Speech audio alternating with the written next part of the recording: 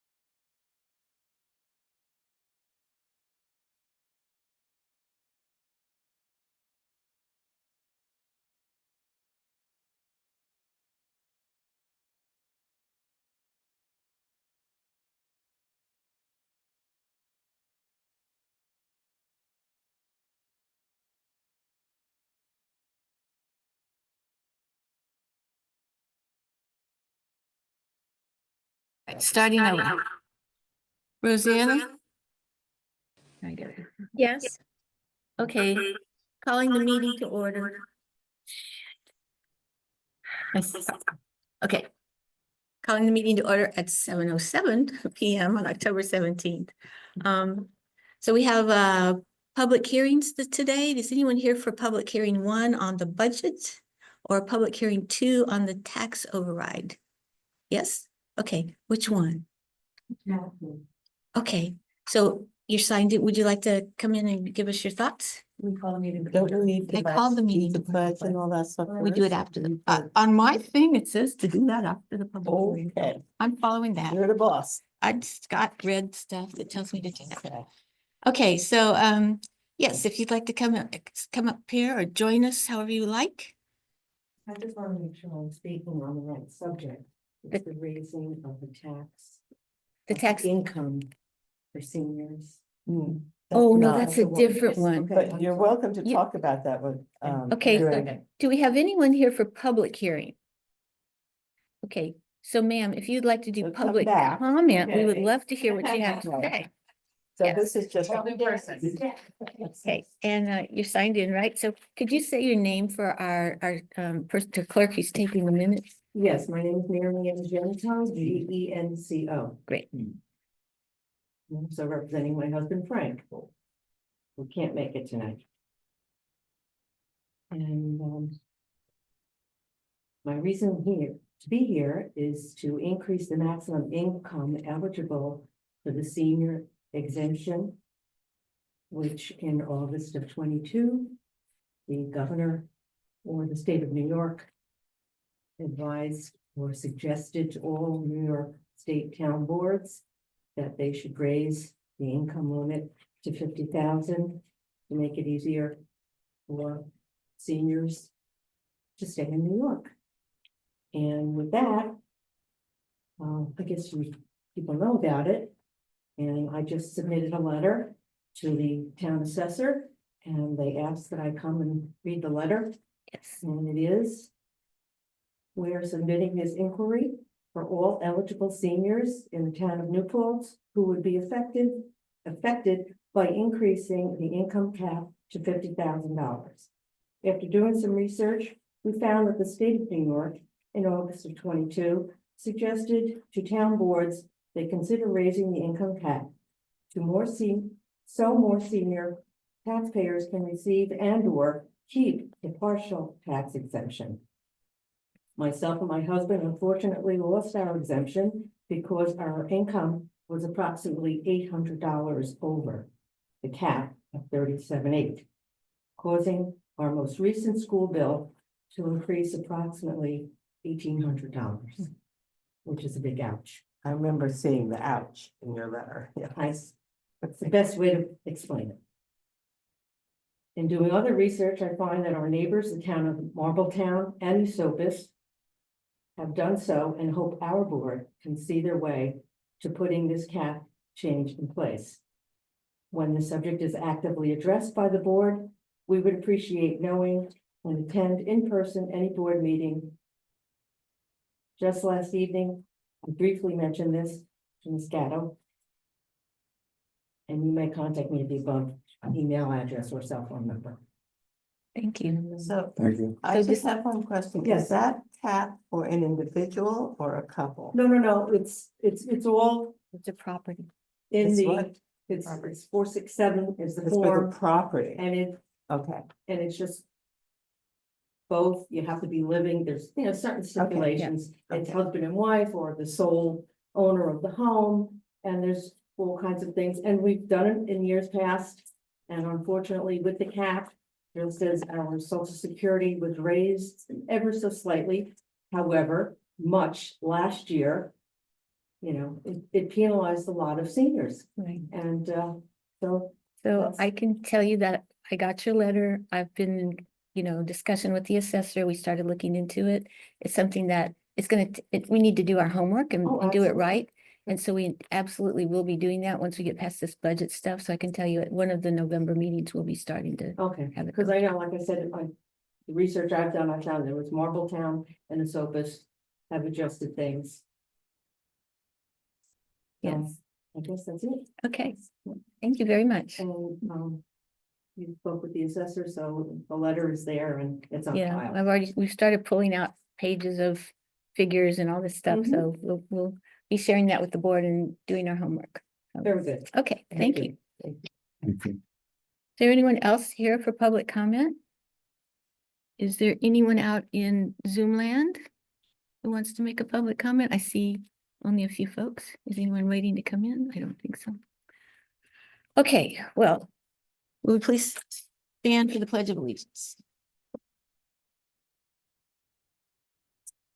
Pledge allegiance to the flag of the United States of America and to the republic for which it stands, one nation, indivisible, with liberty and justice for all. And Julie, would you like to read our land and peoples acknowledgements, since I don't think we've had a chance to do it yet? Right, the town of New Paltz humbly acknowledges that we are on the traditional lands of the Muncie, Esopus, and Lenape people. The Indian Removal Act of 1830 forced the people to relocate to inhospitable territory far from the bountiful valleys and mountains we inhabit today. The town further acknowledges that much of the physical structure of our town and village was built by enslaved Africans who labored as the property of their owners until 1827 on this very land. We acknowledge the contributions, resilience, and accomplishments of the BIPOC community who have overcome historic injustice to inform our past and inspire our future. Please visit the resource library on our website to learn more. We encourage residents to learn more about the contributions and sacrifices made by the indigenous people and enslaved Africans by visiting these sites. Thank you, Julie. Okay, we have wait, first, do we have approval of the agenda? Do you have a motion to approve the agenda? I would like to move that we, let me find, that we We're put gonna some things do on a the bunch of consent it. agenda. When we get to that, we're gonna do that. Okay, I got a whole bunch of them circled, okay, to add to the consent agenda. to move them around, yeah. Okay, Saw your input. Did you move that, Kitty? do I need to, Move the, I move the amended agenda? Is it's that not what I'm amended doing? yet, so just move to approve the agenda like it Okay. is, and we'll do it as we I fly. move to approve the agenda. Have a second? Second, Julie? So, Julie, Okay, and so discussion is that we will look at several items that we can move to the consent agenda. Okay. Okay, on favor? Aye. Great.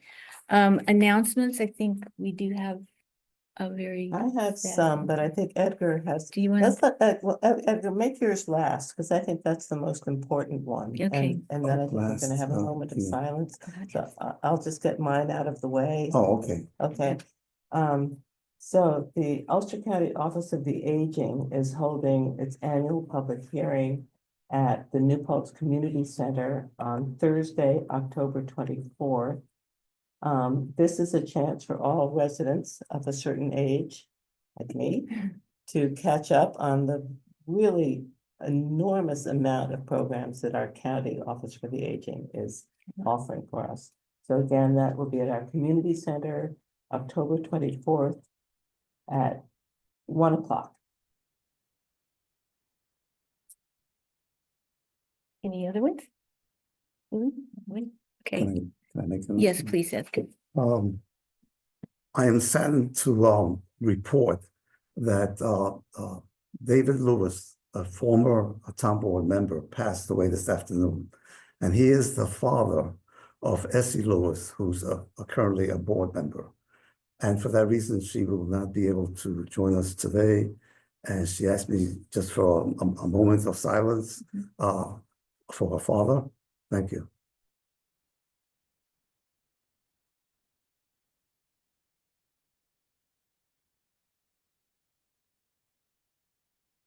Thank you so much. Thank you, Edgar.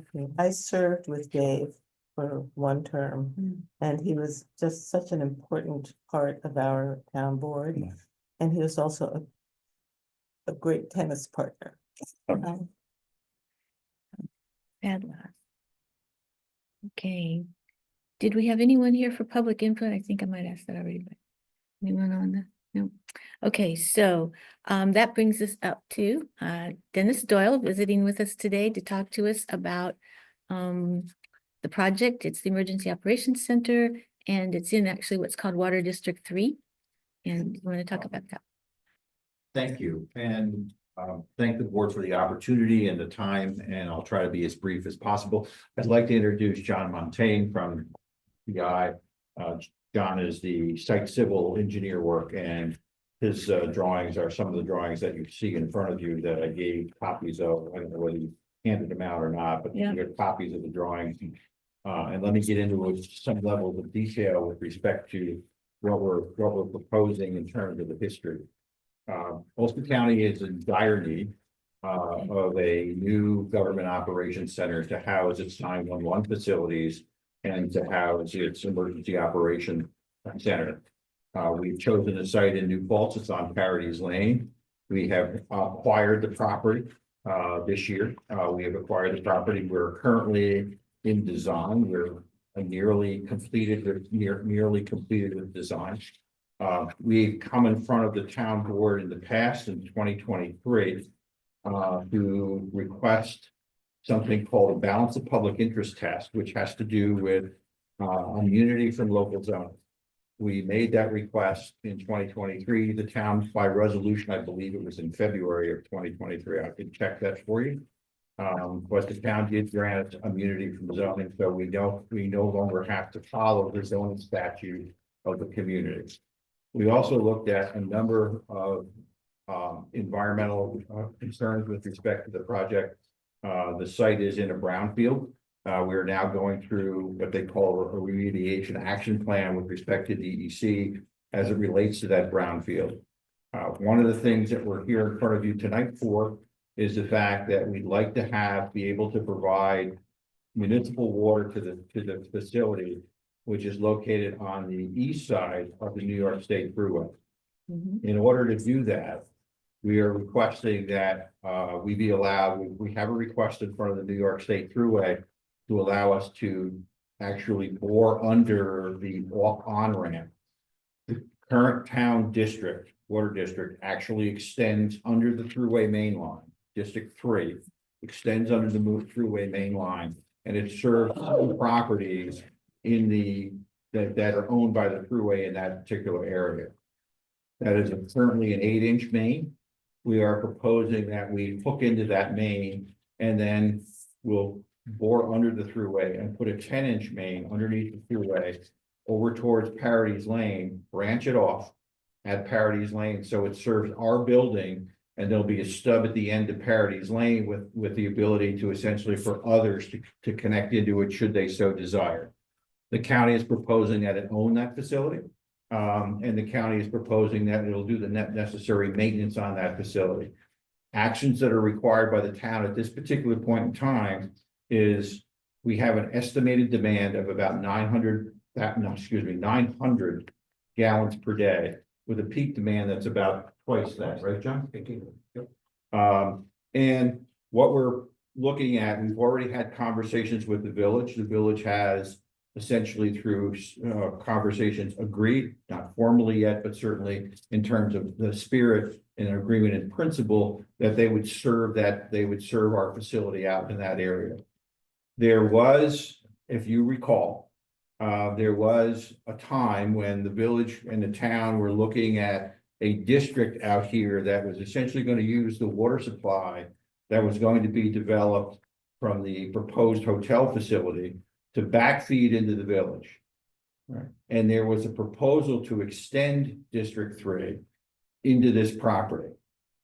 In addition, during that same time, there was a proposal to essentially create a water district on Plains Road to do the same thing.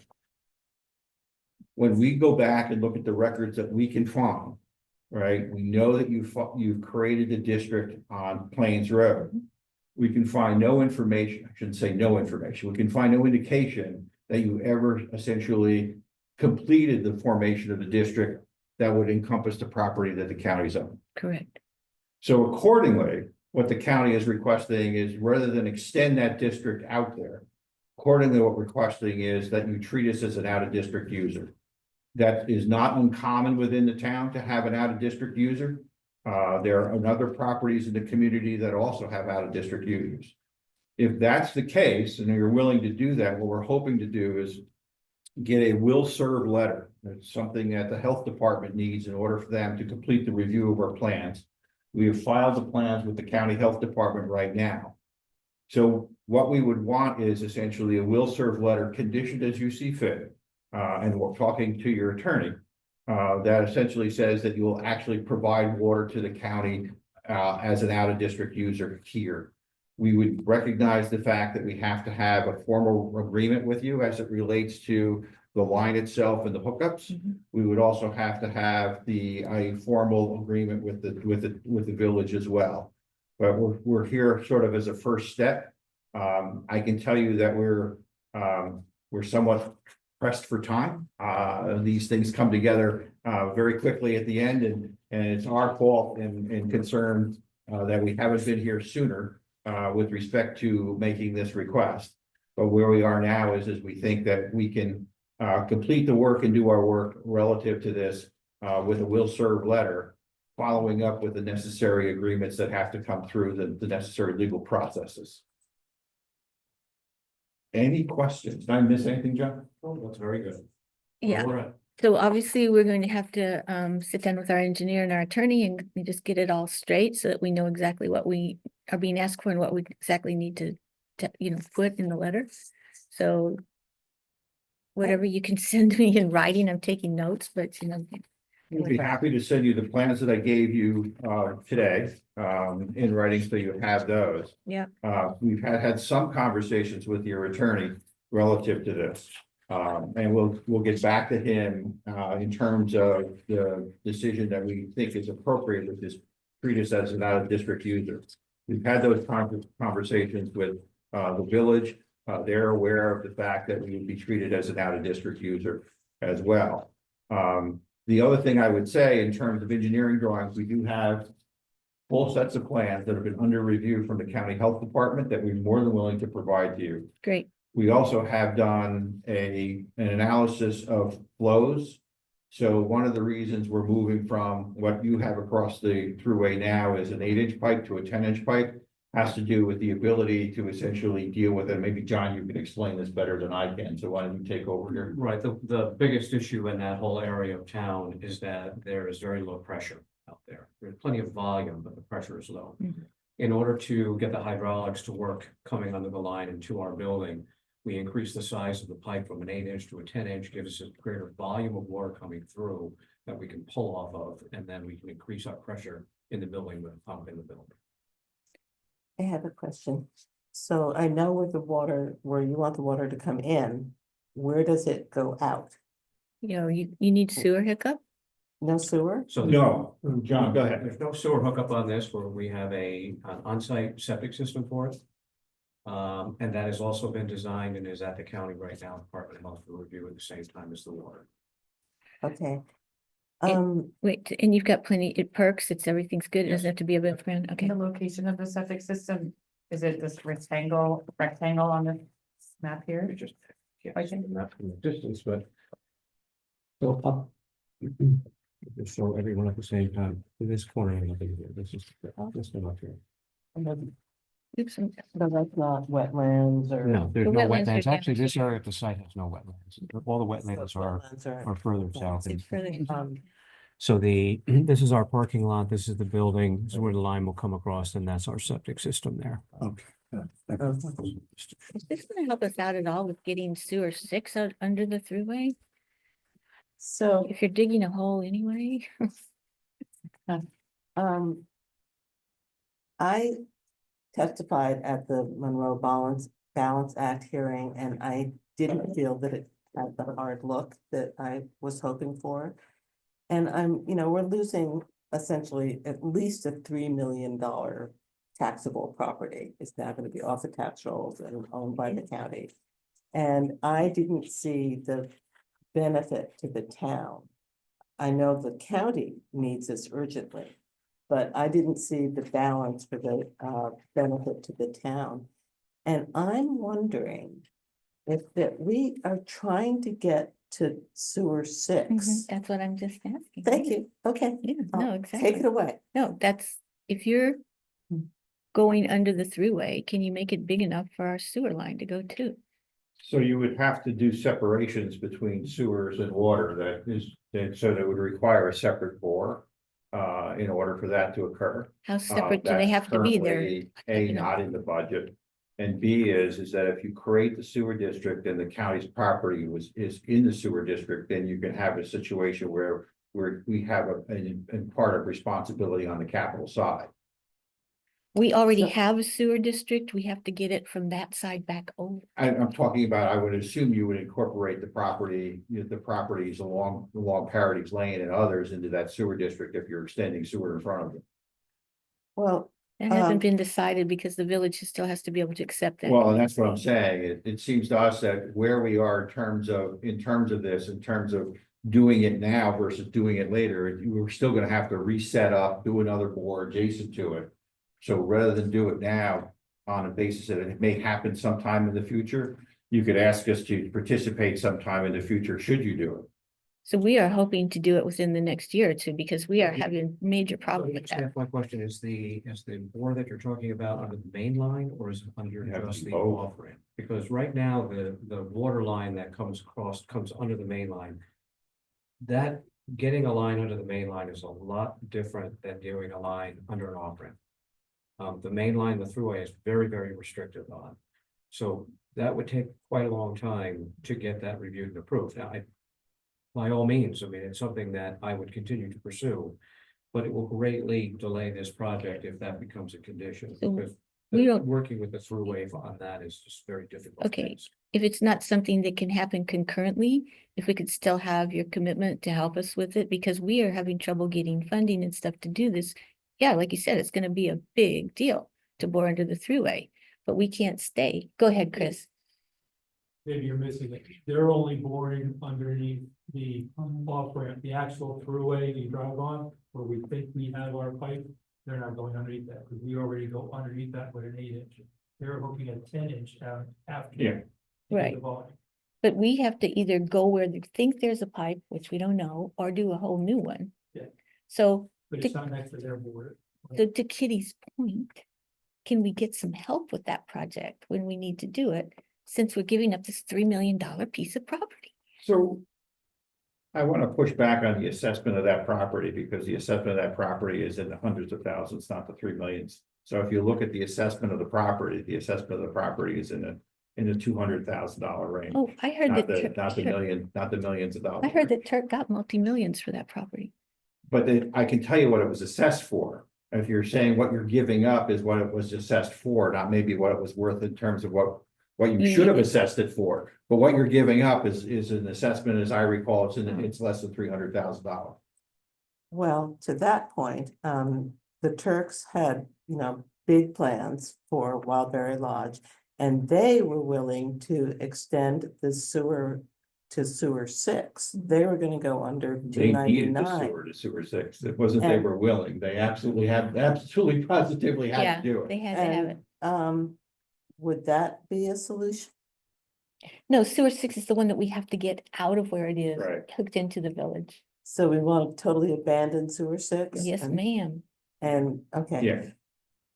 I mean, if you're asking Please. us whether or not you could come to the county in the future and help, the answer I would give you is, the short answer I would give you is yes. And I would also give you the fact that we've also provided funding to numerous municipalities for water and sewer with our ARPA grants.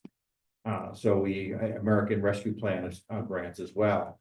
So, but the idea is to condition approvals on that I'm a little leery about committing to that at this particular point in time. Now's when we got you. Now's when you're here talking to us, that's all. Well. I mean, I was leery, a year ago when they did the balance test that, I take your point that it was at that point assessed at only a few $100,000. But it had the potential to be I think a $21 million commercial site. So, we really need help with sewer 6. And how can we make what you need and what we need? Again, I want to go back is I don't think this is a quid pro quo. I don't think you could basically hold us up and say we're not going to extend water unless you essentially agree to do something with respect to sewer six. Oh. I think you have the good graces of the county relative to its willingness to help communities make sure that their water and sewer systems work, and we've proved that in terms of our past actions. But the idea of saying that you're not going to approve an extension of a water We're not, district. we're I don't think absolutely I've not heard saying. anybody Oh, I'm say sorry, that. then I misunderstood. Oh, you certainly did. No, we're just saying, we're quite willing to help you with this. We're just hoping there could be some reciprocation, at some point to help us with our problem. And I think what I would say is that, we've shown a commitment to community water and sewer issues relative to the county's expenditures of funds in the past, including the most recent expenditure of funds relative to the ARPA resolutions that we've passed in terms of the millions of dollars we've provided to municipalities for water and sewer improvements. I would also say that the county, in part of its budget, has funding to essentially begin to understand where water and sewer districts are and what the problems are. Not that we're going to solve them, but at least we're going to understand them. Think of this as an assessment versus essentially a feasibility study. So from an assessment standpoint, the county executive put money in the budget to essentially do the necessary studies associated with water and sewer needs at a countywide level. Do you have any idea how much is left in the ARPA fund? It has to be done by the end of the year. I can give you a sense that it is expended. Yeah, Okay. it had to be done by the end of this year. So Yeah, you had to spend it or, have it committed. It's done. So that's not really gonna help. okay. We missed that vote. And let me put it this way, it's allocated. Right. Let's say it's expended, because you have until 2026 in order to expend the funds, Right. but Okay, they're allocated. all right. And- Okay, And other users, when this district is created, can add on to this? Is that what you're proposing? We're being asked to be treated as an out-of-district user for our use only. But we're providing the necessary indications at the end of Paradigms Lane with a stub, so that if others want to add on, they can. So all of those businesses and residences on Paradise Lane could, They could hook in, they yeah, could, okay, but the county's not paying for them to hook in. no, they'd have to, okay, but they can. they'd Yeah. have to do it, they'd have to talk Yeah. to the village, same thing, and get agreement that they would provide that additional amount and all that kind of stuff. We did a very similar thing in the town of Marbletown. We hooked into the High Falls Water District. And treated the college, Ulster County Community College, as an out-of-district user. And then what we ended up doing is saying, we will essentially pay for the line. Do all the capital improvements as an out-of-district user. If sometime in the future, those folks in Stone Ridge want to hook up to that line, the county will allow that to occur. And that was in the agreement, so that it was codified in the agreement. We're more than willing to do that. Okay, Do you have any ballpark estimate of what it would cost the users to hook up? We took a look at some of the necessary costs associated with running lines all the way down Paradise Lane and providing the laterals to the property line. The numbers are anywhere between $70,000 and $100,000. And that money would go to the county because you own the facility? No, No, no, that's this- the cost of That's installing. just the infrastructure cost, that's just Oh, the line, okay. Yeah. actually physically So constructed. when you said, I'm going back to something you said 10 minutes ago or so, it was about the county owning the facility. Can you explain what you meant by the facility? it would be the pipe underneath the throughway. Okay. We wouldn't That's what you burden, mean we by the wouldn't facility. So if burden anyone New Paltz wanted with to hook those up to that costs. pipe though, Yeah. that pipe, Yeah, we wouldn't burden we wouldn't burden the community with those costs. Those are, Sure. they're shared countywide. but you had said also maybe people could hook up to that, or we thought, That's correct. Right. What we would would they pay you though to do that? No, they Oh, would end okay. up, they would It'd end still up be- essentially, one would presume that what you would do is if you decided to do that, you would move to basically form the district out there. Have a formal agreement with with the village to Yeah. supply that, and then make the hookups occur on the basis of capital costs and et cetera. You'd have to go through audit and control, make sure that it met those requirements. But we wouldn't basically be asking, the county would simply have an agreement that says, here's the stub, you're allowed to hook into it. And that's what So there may be 6 or 7. There's 5 or 6. It's not that It many. costs of maybe $10,000 per user to hook up. Well, it's a cost to the district. Go ahead, Jim. Right, I was gonna say that when the, when the individual properties need to hook in. Then they need to modify their own existing systems, right? So most of them have a well. So you would have to change your plumbing in your house or whatever to be able to bring a line in from the tap. What we're talking about on the 75 to 80 to $100,000 range is to run a new main down the Paradise Lane. And bring lateral stubs off to what's known as a curb stop at each property line. And then from that point in, the resident would have to hire their own plumber to make that connection.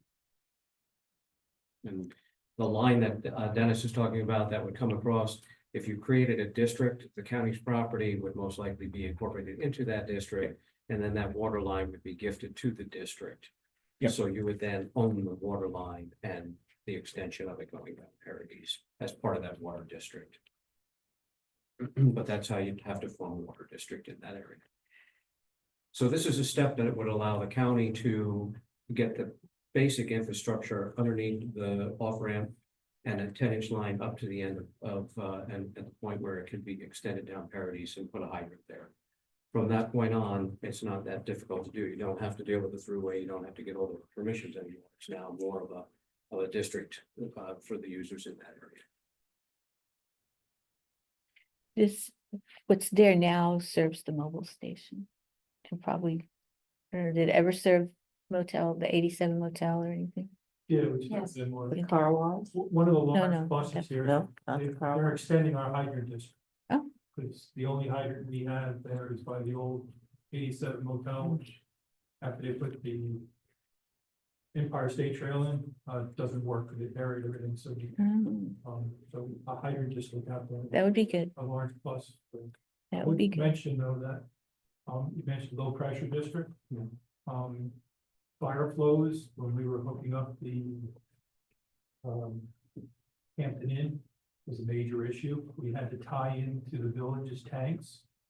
I'm sure you've gone through this data, but the level of those tanks actually has a lot to do with our pressure out there. So if the telemetry is correct and we're filling up correctly, I'm more worried, sprinkler system in the building. Right, so what we have is we have only a limited system in the building. That's all that's required, and then we do have a dry system where the servers are. So that doesn't pull off the water. I was worried too much suction, I get a hammer and. Yeah, no, we are aware of that, having worked with you, doing the flow testing and all the rest of it. Okay, I remember the float, I just. Right, we've been working on that, yeah, so Great. been about a year that we've been doing it. So we're gonna get a letter from you requesting the creation, right? But we need We'll be happy to send you a letter requesting Yeah. a will serve letter. And treating us as an out of district user. Thank you. All right. And, there's a forest back there, as sort of wetland forest that's on property that you own now, right? Yes, all the way at the very rear of the property. And at the southern side, the southern. Right. So the town has a 100-foot buffer around that as well, and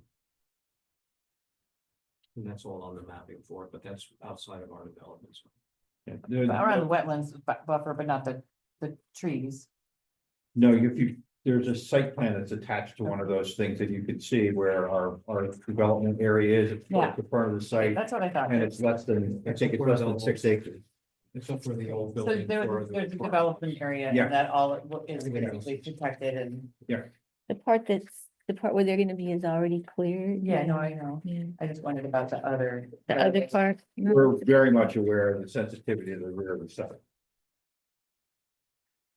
It's wonderful that that's gonna, stay that way and be protected.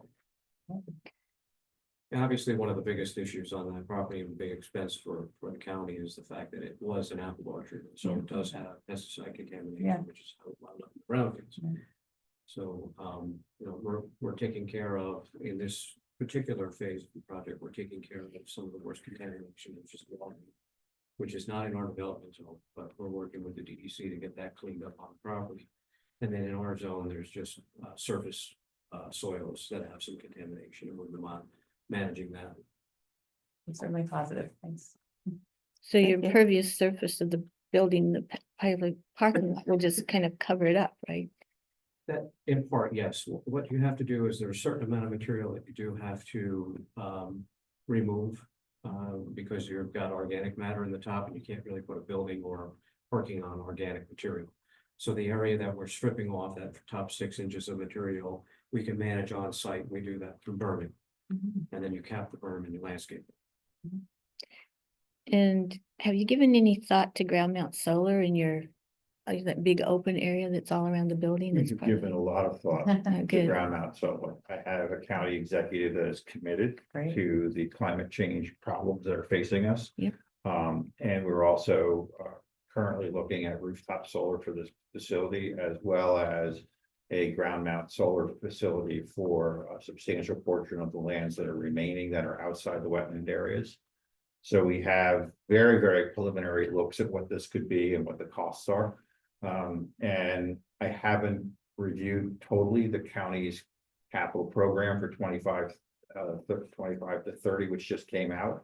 But my understanding is that there was a proposal to actually put that into the capital program, recognizing the fact that we get a substantial amount of tax credits associated with that. Right. But you're talking somewhere between 6 to 7.5 megawatts. Great. That's been, we've done the solar mapping thing that Manajo's group does, and that's one of our areas that if we can get Central Hudson to work with us, Well, the good news is that the county is going to bring and look at, because of the absolute need to essentially have diversity, both in telecommunications and in power. There are a number of circuits that we've looked at relative to how we're powering this building. And the outages associated with those circuits, and bringing alternate power into the diverse power into the site, and diverse telephone communications into the site as well. So one of the reasons, if not the primary reason, that the site was chosen. Right. Need 911 to have options. Yes, very important. Okay, all right, so we understand, do you have a particular time frame you want us to be working with? Because, We'll you give it to us, We'll we'll try to work get it. a letter out early next week to okay, you, making that request formal. And we're willing to work with whoever you tell us to work with relative to making sure that we can get that will serve letter.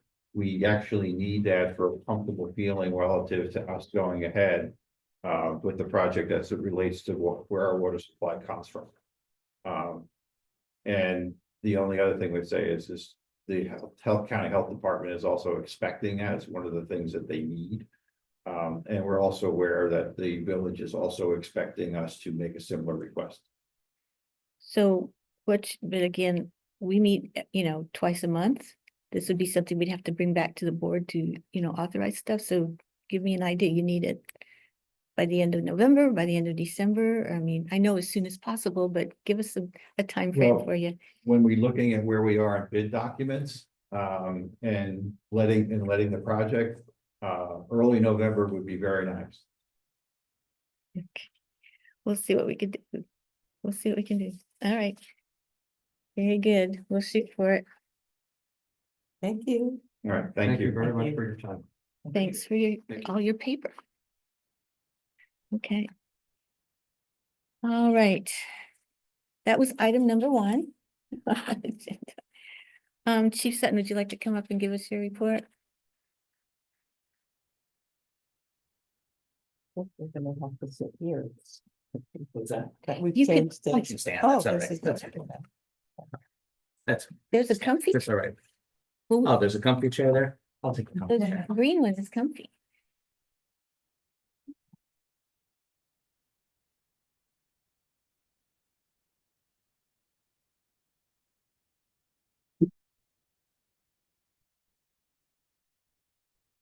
For the month of September, we handled 1,159 calls for service. We issued 135 traffic summons. We made 39 arrests, conducted 253 foot patrols, and 71 school foot patrols. So obviously September was the first month, including school being back in session, so 71 times officers walk the patrol during the course of the school day throughout the 4 schools. We had 2 commendations in the month of September. One was sent in that actually covered a slew of people who had been to the St. Residence multiple times for medical emergencies. And they called in and thanked all the officers and sergeant, and that was Officer Rosales, Rouse, Miller, and Detective Sergeant Halstead. Thanks them all for their quick response for medical emergencies. And the second one is for Officer Stenta. Same situation, thanking him for his quick response and calm demeanor during a medical emergency. Thankfully, we had no on-duty injuries for the month of September. We had no changes in personnel. We did purchase our new 352. It's going to be Detective Milton's vehicle. It's also a Ford Escape. We got rid of the old one that we had for a little over a decade, and we got a 2017 Ford Escape. With that, actually, I think the next thing on the agenda after my report is regarding upfitting that, because we purchased the vehicle at auction. But now we have to upfit it with lights, sirens, and obviously the emergency radios. That stems from, it's a separate cost. We used to use a company that we're moving away from. They're about an hour and a half away. It's kind of a hassle for us to go all the way down to the city and relay the vehicles back, and they're actually more costly. So we're switching to a company across the river, right in Dutchess County, that's only about 20 minutes away. Save us time, and their prices, at least as of right now, are better. The only difference is when we purchase vehicles from the company we had been using, they will get the vehicle for us, upfit it so it's ready to go. In this particular situation, we had to buy the vehicle from a separate dealer, and then ultimately, if you approve it, we'll have to deliver it to them, and then they'll upfit it. Now you have two costs instead of one that was all together. Correct, but even adding those two costs together, it's still cheaper than the company we had been using. That's why we're switching to them, and that's just for this particular car because it's an administrative car, it's a detective car. When we start using this new company for any new patrol vehicles, it'll be the same thing. They'll get the car for us, upfit it, and it'll all be one cost. Oh, okay. All the training report. I don't know if you had a chance to look at that. If anybody had any questions about training for the month of September? So were they in the hour, were they in the water for 16 hours? A part of it is in the water. They're not in the water that whole time. But Okay. the officers that were at the dive training, you mean? Mhm. Yeah, I mean, it's a combination. They go out and, they go out in boats and do some of that training. Some of the training is actual in-water training. Our members that are on it haven't received a lot of the actual in-water diving and things like that certifications yet. So they get to hold the rope and, stuff like that. Okay. Would that pertain to any rescues that would be around Wallkill? Yeah, absolutely. Walk Hill, Hudson River, any pond, But Hudson River is not new. it's a countywide team. Yeah. That we have 2 members. That's part of the Ulster County dive team. It's similar to the USERT team. It's headed through the sheriff's office. And then the dive team is it's the sheriff's office. And then we have 2 members, and I believe Rosedale PD has a member. And there are lots of ponds around too. Yes, yeah, any wild water they'll go into. We've had them here several times, unfortunately, for the Walkill River, because they do all kinds. It's not just for people and things like that. We've had incidents where they've gone in and recovered weapons and things of that nature in the Walkill River for us. So Okay. they're definitely around. The last time they're down, we had a vehicle, a pickup truck that was in the middle of the Walkill River. And we called them down, and they went and made sure there was nobody in it. So we get our use. Well, For events for the month of September, the SOS Triathlon happened in the beginning of the month. We conducted our usual couple of traffic details to make sure we get the bicyclists safely and up to the mountain.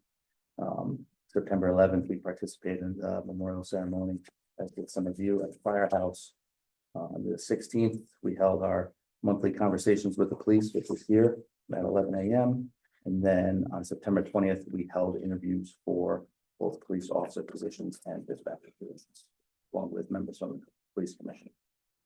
Then the only other thing I have is an announcement for our next conversations with the police. It's going to be Friday, October 25th. It's going to be here at the police department at 11 a.m. So when you hold the conversations, are they here or? This one's going to depend on the weather because it's been pretty chilly in the morning. I Yeah. can tell you the one we held in September, we brought some chairs outside, myself and some of the other members. I've been assigning, we've been doing it a little bit differently. I've been, rather than people just coming and seeing just me, I've been assigning different members. I look at it as, it's, my personal opinion is that's what it was originally created for, that, get to meet different sergeants, officers, detectives, different members of the agency, not just come and sit and talk to me every time. So me and 3 other members brought chairs out and sat out front and spoke with members of the public. If it's 35 degrees next week, like it has been the last couple of days, we'll bring it inside. Yeah, we'll probably just set up some chairs right here in the lobby. So as soon as people walk in the doors, they'll see us. So how many people came? Last week, just one. Yeah, One? One's better than none. Better location? We've been moving it around. I know in the past, Chief Lucchese did it. It was always on, I think it was the 3rd Wednesday. I've been trying to move the days and times around to accommodate, different, we're probably gonna try and do some on the weekends, and we've just been kind of, trying to do some in the morning, some in the afternoon, some in the evening to accommodate everyone as best as possible. Matt, I have a question. Water Street or, sorry. Yeah, we've had them at Water Street in the Years past. We've had them at, I know, we did one at a coffee shop. We've done a couple at Peace Park. We've done a couple here, trying just move around and pick different spots and times and days to Oh, make yeah. it successful. Is that on Facebook at all? We put it on the police department portion of the website. I wonder if we could, Sure. the PD doesn't have it, so you do, so Yeah, who would be in charge of doing you're that? looking at it. Why don't we do that? I Yeah, mean, you're absolutely. taking the time, and then maybe we can have it on our town site. We You know, can town put it site. on our I didn't mean announcement. site, I meant Yeah. Facebook's. It should go out as. We don't mailer. have a piece. We go out as an email. I Okay, have a go question ahead. for Matt. I have your 3-page report called the Chief's September report, which you presented the information that's here. But in July, I received a thicker packet for the month of July, and it's called the NPPD July report. It's maybe 25 pages or so. Do you have a report for August and September similar to the July report? That report that was forwarded to you in July was meant for the police commission. What's what? Meant for the police commission. I do 2 separate reports. One is for the police commission, which has content that's specific to them. And then this report that I've discussed with the supervisor is specific to. But then, are you saying that you did prepare a August report and a September report similar to this, both for the police commission? Yeah, absolutely. We're gonna talk about that. Okay. All right. Okay, thank you very much for your report. So one of the things we want to do now is we're getting now to the consent agenda. So I would like to ask people to please look at item number 7 to approve the SRI Fire and Security in the amount of 3,547. Can we put that in the consent agenda? So moved, and I think we can, I got another list. We keep going. oh, you're gonna do each one? Yes, just each one. If anyone has a question about one, then we Okay. won't do it. The next one is number 8, to pay Aqualogics. Do we need to discuss that, or can we put it in the consent agenda? Consent agenda. Okay. Number 9, CDE Electric. These are all for the Water District 5. Can it go in the consent agenda? Yes. How about 16, purchasing a gently used radio for $299? Can that go in the consent agenda? Yes. Number 16. Okay, great. What about the modification of the budget? Yes, no? Number 13 and, Number 12. in oh, mine. I have it as 13 and 14. That's a different one. Oh, do you know have the most recent? Number 12, request authorization to modify the adopted budget for cost overruns. Can we put that in the consent agenda, or do you want to discuss it? Don't remember seeing anything by discussion. I'm just gonna look for it again.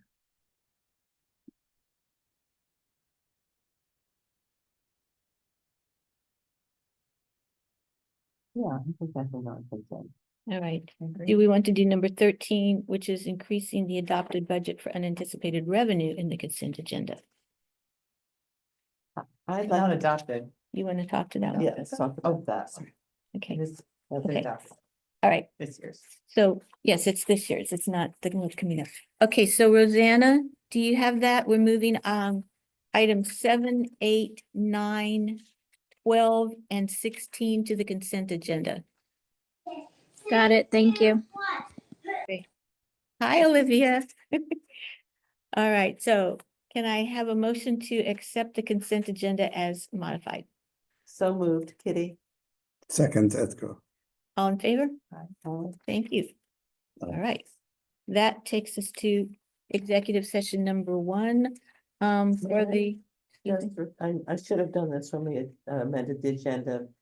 I'd like to move the Affordable Housing Committee discussion up because we do have a member of that committee here in the audience. okay, And I don't think it'll take very long. it won't because we're just getting started I'm on just it. gonna basically refer it to the planning board.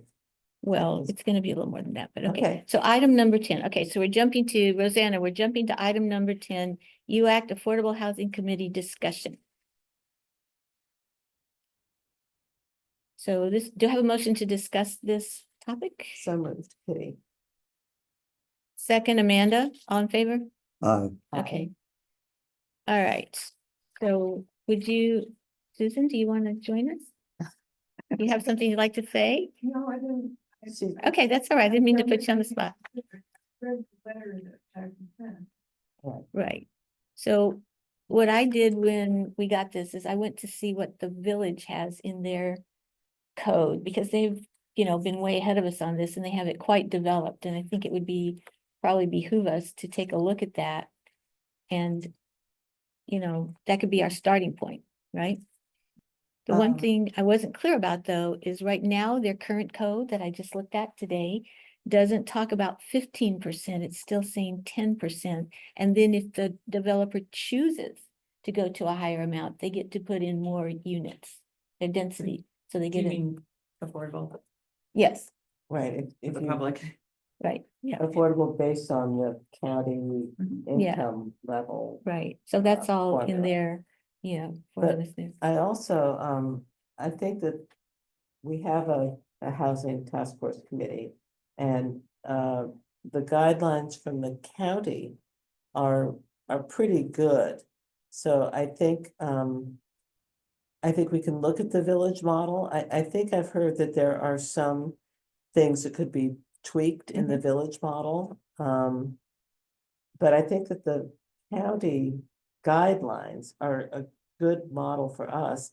And I think the question is, do we want to do this as the town board?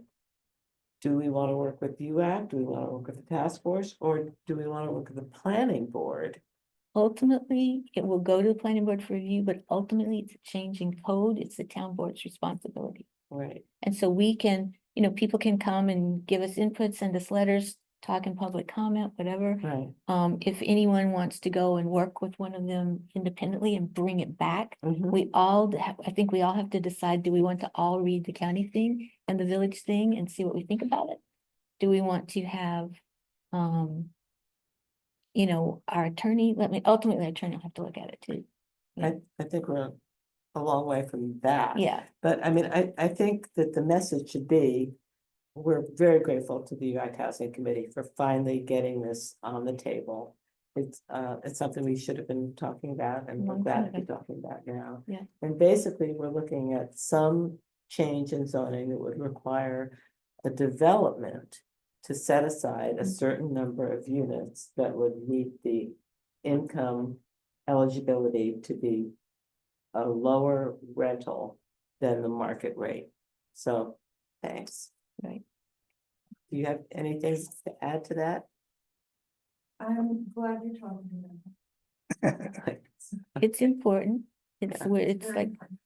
yeah, it's high time, Yeah. it's just one of those things that needed to come up sooner and now we're doing it. Okay, I have a comment to make, that I hope that in our discussions, regarding housing, for New Paltz for the future, that at least we have, some kind of discussion as to why we've had sort of moratorium on two-family houses and on tiny homes, which are things that I understand are not possible in New Paltz.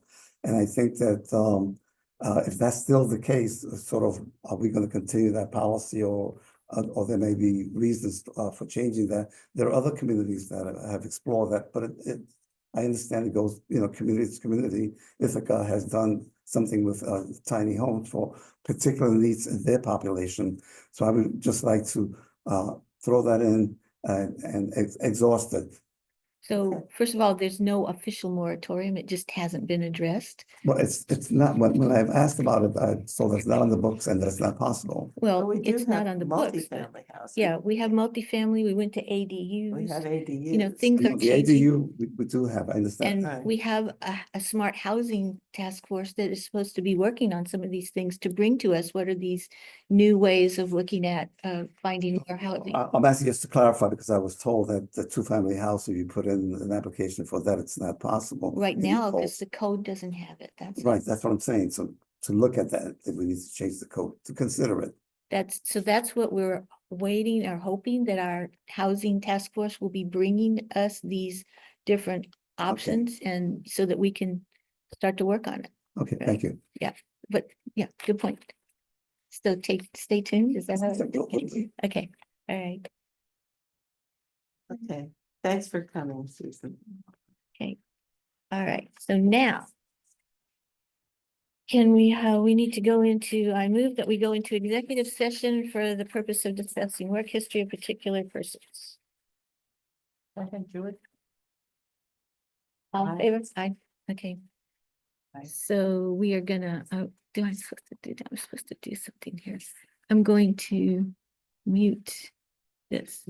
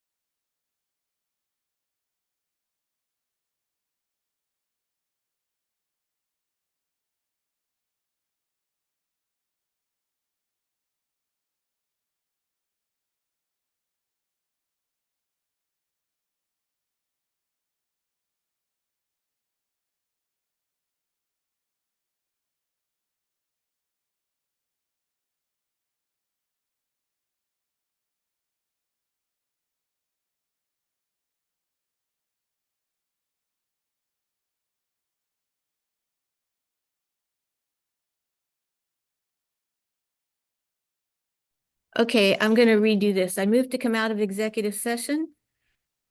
I need a second. This is Amanda.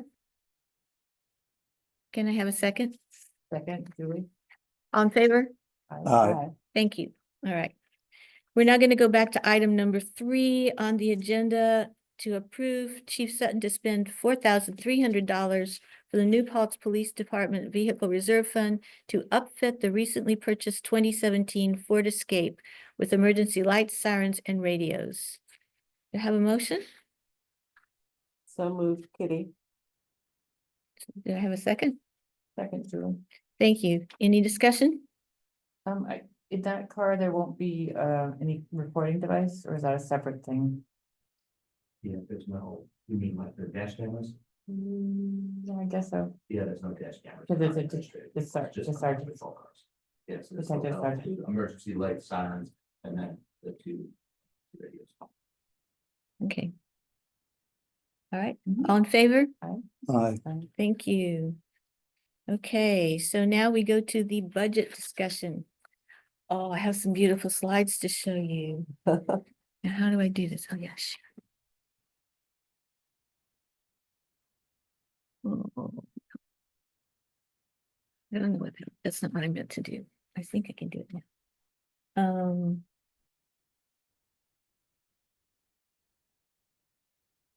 Okay, this was all ready to go and now it's not. Yeah, it's a beautiful picture of Sky Top. Here's the zoom. Oh, here we go. Maybe this will do it.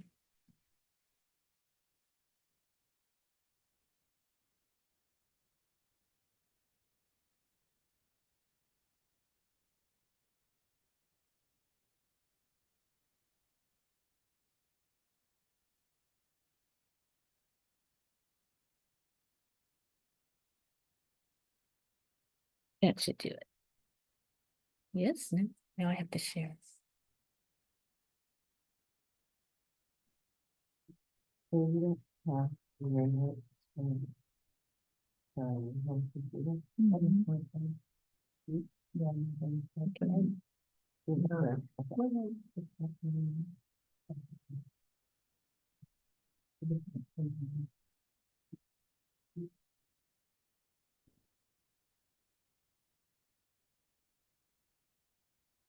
Okay. Rosanna and Dawn, can you see the screen sharing now? No, I probably don't. Yes, I can see it. Okay, great. All right, so this is now the message about the preliminary phase of the budget, which is where we are right now. And if I can make it do a slideshow. Yes, no, won't do it. All right. All right. Okay, so now this is the second budget draft of the 2025 budget, and we thought we'd hear public comments, but we didn't. We're going to continue to look somewhat at expenditures. We're going to review revenue options. And in developing the budget, we're still continuing to work to balance the 3 objectives of service continuity. Is there a way you can make it any bigger up there so that we don't? I can try to get to Zoom, but No, you know what? I think I can do it here. great. Okay, great. All right. Conservative assumptions for both expenditures and revenue as we do our zero balance budget, and prudent planning to look ahead for future expenditures and continue to save for larger cost. So here's something that we learned is that the New York State Comptroller's fiscal score for the stress score is, we actually got the best score you can get. 0 is not bad. 0 is like golf, I guess. It's like the lower the better. So, Oh. yeah, well, that's what I can think about. So Yeah. yes, very good job of our finance department to keep us in such good shape. What So is we're very it proud of that. from? Is it from,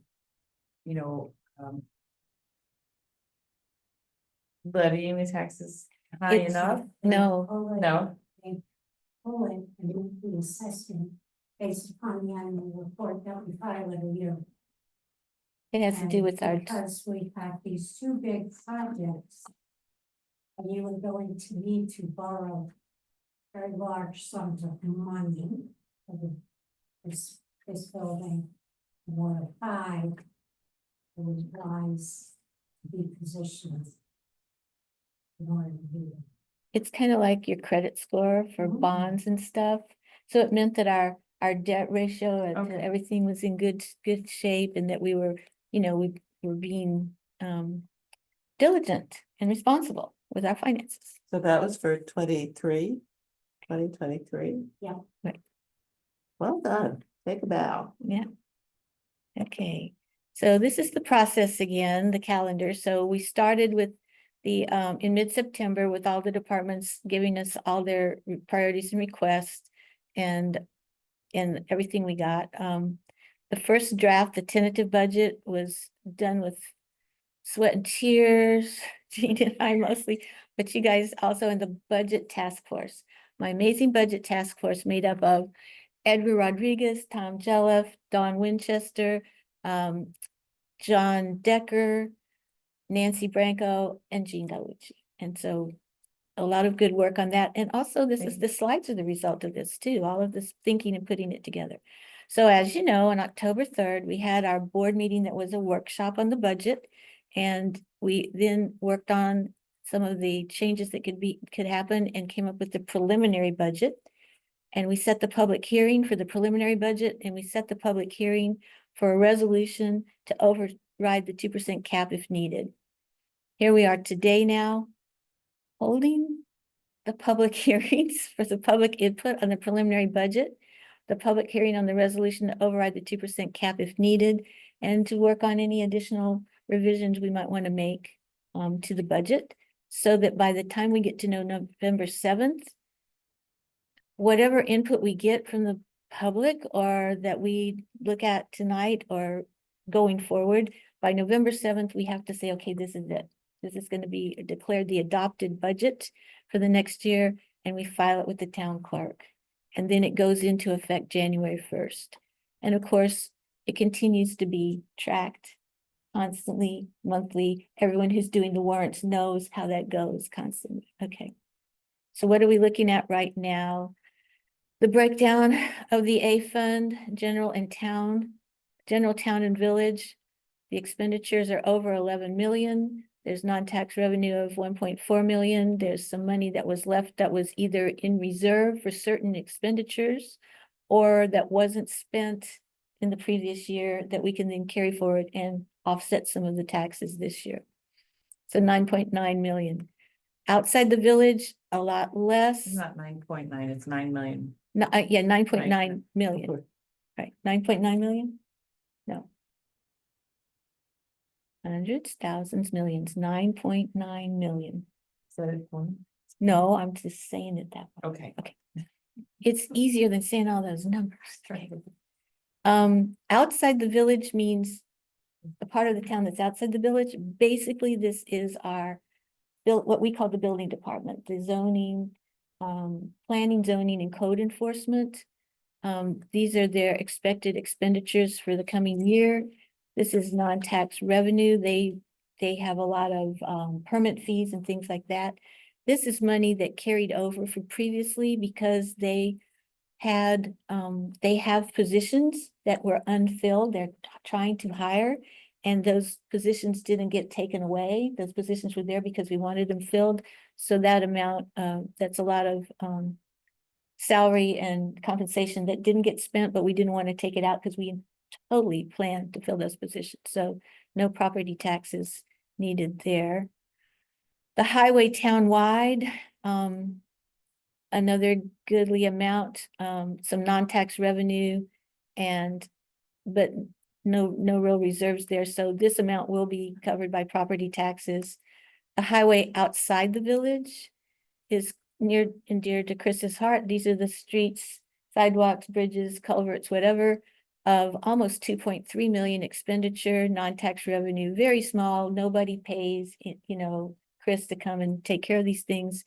A little bit in the reserve. So this is where our next largest amount of property tax is needed to cover.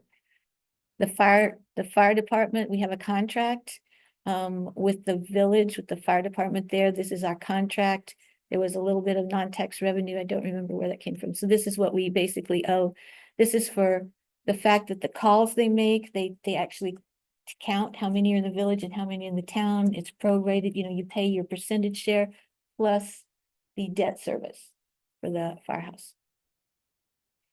The sewer, water and drainage funds, these are pretty much, these are, you know, water district 1, 2, 3, 4 and Gunson 5. There's sewer districts 1, 2, 3, 4, 5, 6, and I've did 3 or 4 drainage districts. I forget. 4 drainage. 4.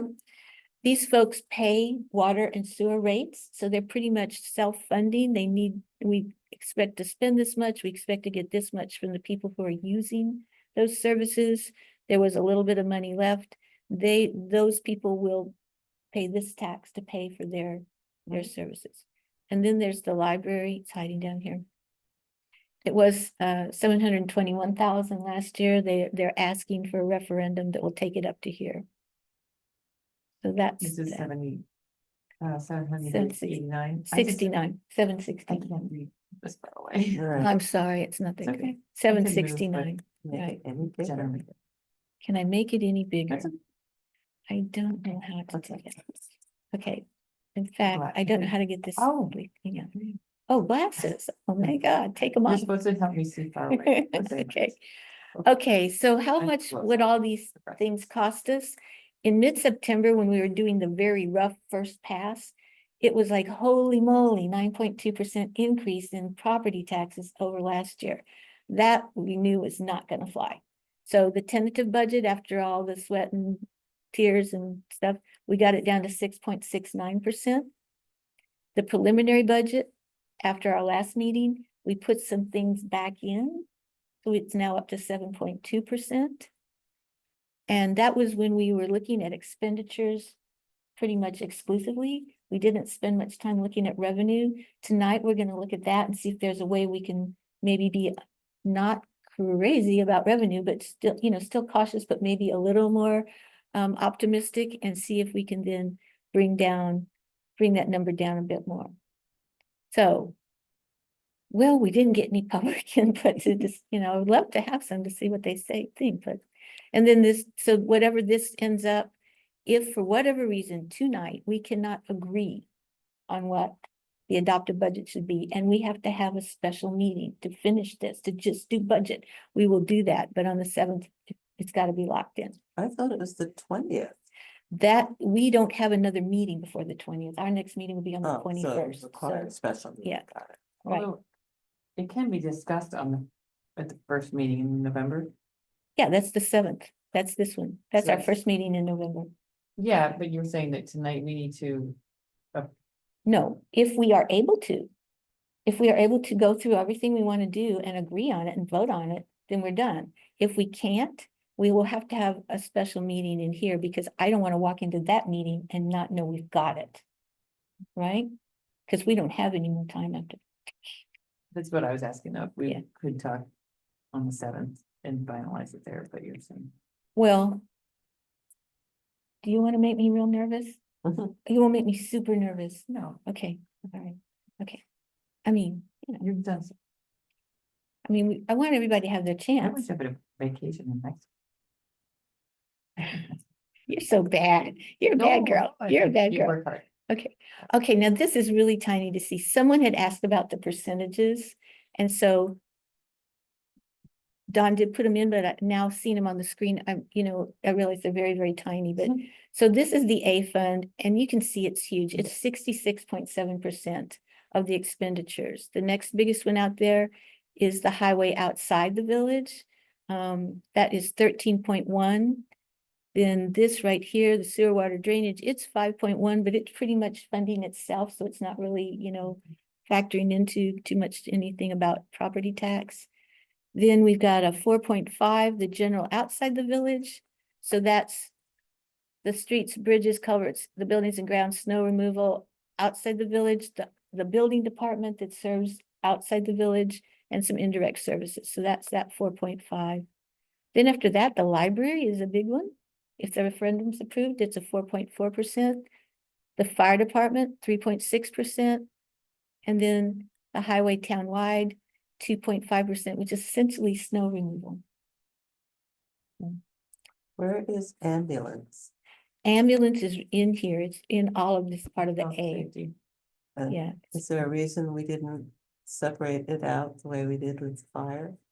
Because this Just is because it's fire, in the A? it's in the Mm, A, yeah. okay. So this was just showing what are the different funds. This is the bulk of what we're paying for, which is for everybody in New Paltz. Mhm. So everybody in New Paltz pays property taxes, everybody in New Paltz gets all of these services. And that's all we, that's what government does, provide services. We don't, you know, make, No shareholders. no, we don't pay dividends, we don't sell cookies, we provide services, so, right. Again, this is just showing it again, how do the funds, when I say town, I'm talking town-wide, New Paltz funds support both the town and village. So A fund, B funds outside, DA is townwide, DB is outside, the fire, this is our part of the fire, the village pays their own part, these pay themselves, okay. Anybody have questions, stop me along the way. Okay, so this is a really interesting one. How does it break down by department? And what's interesting here is the budget is operating I'm gonna have to expenses and stop stuff. you. Yeah, Rosanna, I'm gonna have to get onto Zoom. I just can't see it from here. And I'm gonna get it up on my computer and then Julie and I can see this a lot better. okay, we'll have to let you in. So, I was enjoying the iPad.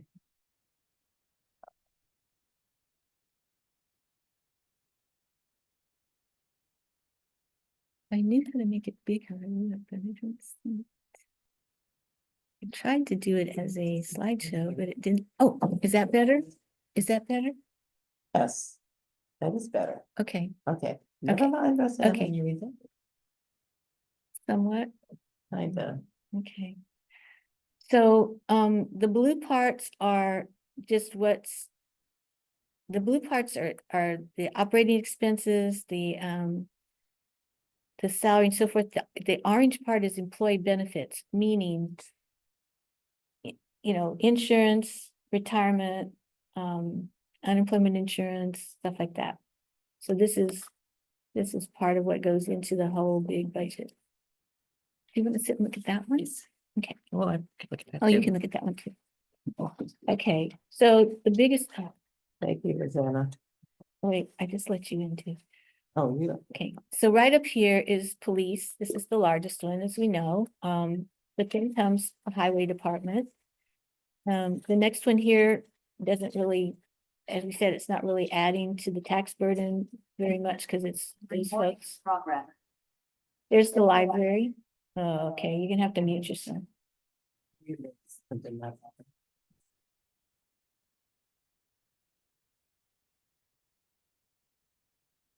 Technology. Okay. So in this case, the employee benefits were done as a total and then allocated by head count. It's not exactly right because some folks get different levels of benefits based on their rank or their longevity or something like that. But it's a good approximation, I think.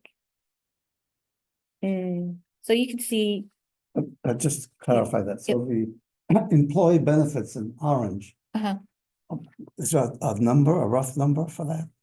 A total?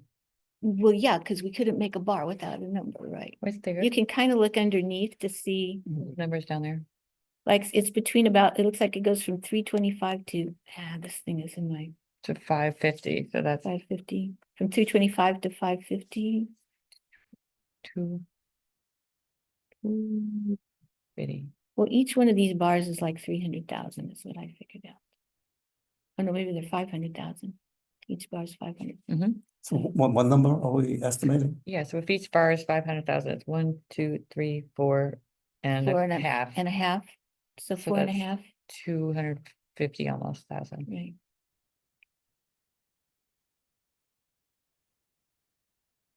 This is really great stuff. Yes, I didn't mean 250,000. It's it's Julie? 500. 2 million. Yeah, it's 2.5 million. So, Yeah, 2.5 million. mhm. So this is something that, that we have to thank Tom Jella for doing all of the digging to great. get the numbers, and Dawn for turning it into a graphic that, you know, is meaningful and helps to be It's- transparent. Yeah. Visual is wonderful. Yep. So you can see right here, ambulance and fire protection. The fire protection folks are volunteers, so there's no, you know, benefits there. And the ambulance, we're paying them a contract, so we're not, you know, being that part of it. We need to work So on that, they pay their benefits out of their own program. right? But the fire protection, don't we pay LoSAP? Does that not show up here? They, Does not, it's just part of our contract. Oh. with the town. so the other part that's not in here though, is there's about $1 million in general costs that are, they're general, they're not assigned to any particular department. It's debt service, the contingency. Actually, the contingency goes with funds, so there's an A fund contingency, a B fund contingency, a DA and a DB contingencies, and unallocated insurance. That's the type of insurance that the town, the municipality has that covers liability, it covers facilities, stuff like that. It's not in any particular fund. Okay, Just a question. Sure. Are we going to report out on the debt service maybe at the next meeting or? do you want to wait till I finish? Okay, so let's see. Yeah. Oh, you're still in my thunder, Edgar. Okay. Okay, these are the kinds of expenditures that are in our budget. So this is a really interesting one because this is salary and this is benefits. So between the two of them, it's a quite big part of the expenditures. Then there's contracted or contractual services, there's the debt service, and some for equipment. So the town employs 88 people, 70 of whom are in the union with contracts. That dictates a lot about what we can do with our budget because we are held by the contract requirements. The police, as we know, have the largest number. Well, we thought there was 30, but there may be, there's 30 employees. But then that was with your dispatchers and your officers, right? Okay. And of that, I think 28 are union employees. The second biggest is highway buildings and grounds with 14 employees, of whom 12 are union. How do our preliminary expenditures differ from last year's adopted budget? So employee compensation is a biggie. Contracted services is the next biggest one, then the debt service, and then equipment. So let's take a look at that. Employee compensation, it went up 5% from last year. And what happened was union contracts mandated an average increase of about 6%, with about 80% of our town employees in union roles. There were contractual raises, insurance premiums, the New York State retirement increases that resulted in an overall budget increase of 5%. And we're just pointing out that not every employee was part of that increase. All of us sitting at this table and also non-union employees with less than 1 year in their position did not get raises, although those folks do get health insurance and, you know, in the retirement fund. Okay. Contracted services went up about 7%. There were a number of reasons for that, but these are expenses from using third-party services. And you can see the biggest expenditures are down here in the list. The ambulance, we talked about at the last meeting. They wanted an increase of 200,000 for the coming year. Our attorney fees went up. We have a number of litigations pending that we know will be using that. The library's asking for the referendum of 48,000. Snow removal went up. I don't know, the cost of salt or equipment or something. Highway general repairs, again, diesel, just things like that, yeah, inflation. Mhm. The fire protection contract went up and some equipment went up. Debt service, it went up 26%, you know, this much. And most of that is because the interest rates went up. We have long-term debt, which is for a police car, a highway plow truck, this building and the fire department building. Those are long-term debt. The short-term debt is for the Henry W. Du Bois Road project, the bike path, and Water District 5. These short terms will not be short terms soon when the contracts, when the work's completed and the contractual reimbursements come in. Water District 5, we are negotiating to get everything paid off, including the debt interest rates. It was not included in the contract, but we are working on that. So there will be no additional cost to local residents for Henry W. Du Bois? Do we have? I enough? didn't say that. I was talking about Water District 5 right now. So Water District 5 will be, our intention is that Water District 5 will be a wash. Okay, Henry W., not quite. okay, The grants that we got back in 2018 weren't enough. They had to get upped. We had got additional grants, but it looks like there will still be some amount of costs that will have to be paid off, and that'll turn into long-term debt, which hopefully gets somewhat better rates than the short-term does. But the interest rate increases over the last few years really hit hard. So before you go Yep. beyond that service, we talked about it in the committee, that at least I'm interested in seeing what is the debt that we owe. You know, it doesn't, I don't think it needs to be, it probably should be part of this in the future, but for my own understanding, as we talk about long-term projects, capital projects, I like to have an understanding of how much debt we have over X amount of years. Right, This just reflects the cost for the coming year, 2025. right. This the shows the payments. change. But yes, those long-term debts are known. They're there for anywhere from 10 to 15 or more years. Depends on the period, probably Yeah. usefulness in the finance. Right. So those are available, right? So it will be good to have a schedule sometime in the near future. I do have Oh, okay, then I'd like to see it then. Thank you. Okay, all right. Okay, so that was expenditures. Does anybody have any questions at this point about Very clear. expenditures? Okay, so now revenue. So our non-property tax revenue assumptions, these are the amounts that and the buckets that they're in, right? So there's some carryover. One of the reasons that looks so big is because of that big carryover in the building department. That's about almost half of this. Yeah. And then so there's about 300,000 in the A fund, and then in the B fund of the building department, there was over 400,000. So when you talk about 750, you see that's those two particular parts are what, that's money that didn't get spent last year. Yeah. Right. Okay. How does that,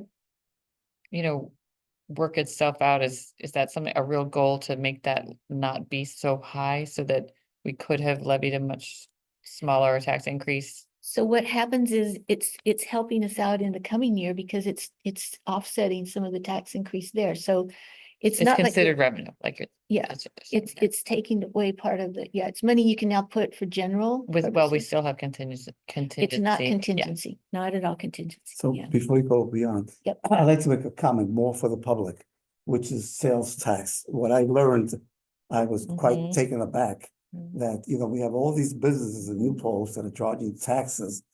And what we get back is maybe, let's see, much. half of 250, maybe $125,000. And that's because the sales taxes are collected.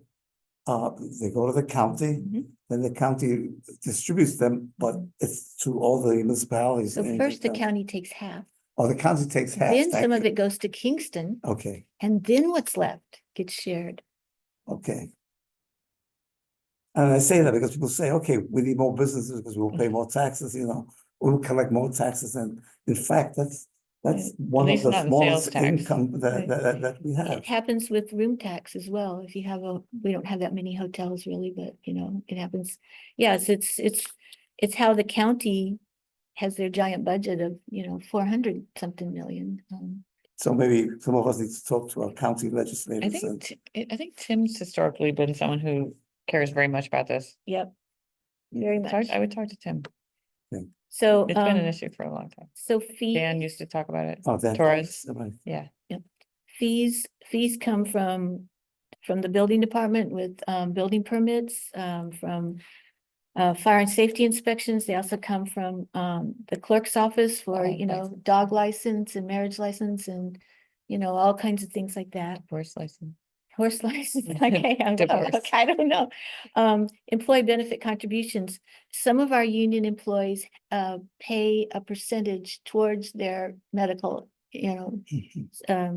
It varies anywhere from 5 to 10 to 20%. So, but it's something. Fines and seizures, surprisingly, and in abandoned bail bonds, it's like, it's kind of sad. I don't know what other is. Pilot, well, we all know who that is, right? That's payment in lieu of taxes for Woodland. Okay. Aid, I think that's no, is that the part that that Tim gets back for SUNY and then the state aid and then we get some amount of that? The 41,745 we get from the state. Right, okay. From, State of New York. from the state. So she knew that exact number. Yeah. She knew the exact number. So, Amanda, likewise with the fines, that's the court fines here and this, Some of it is, but most of that goes to the county and But then some comes back. similar to the sales tax.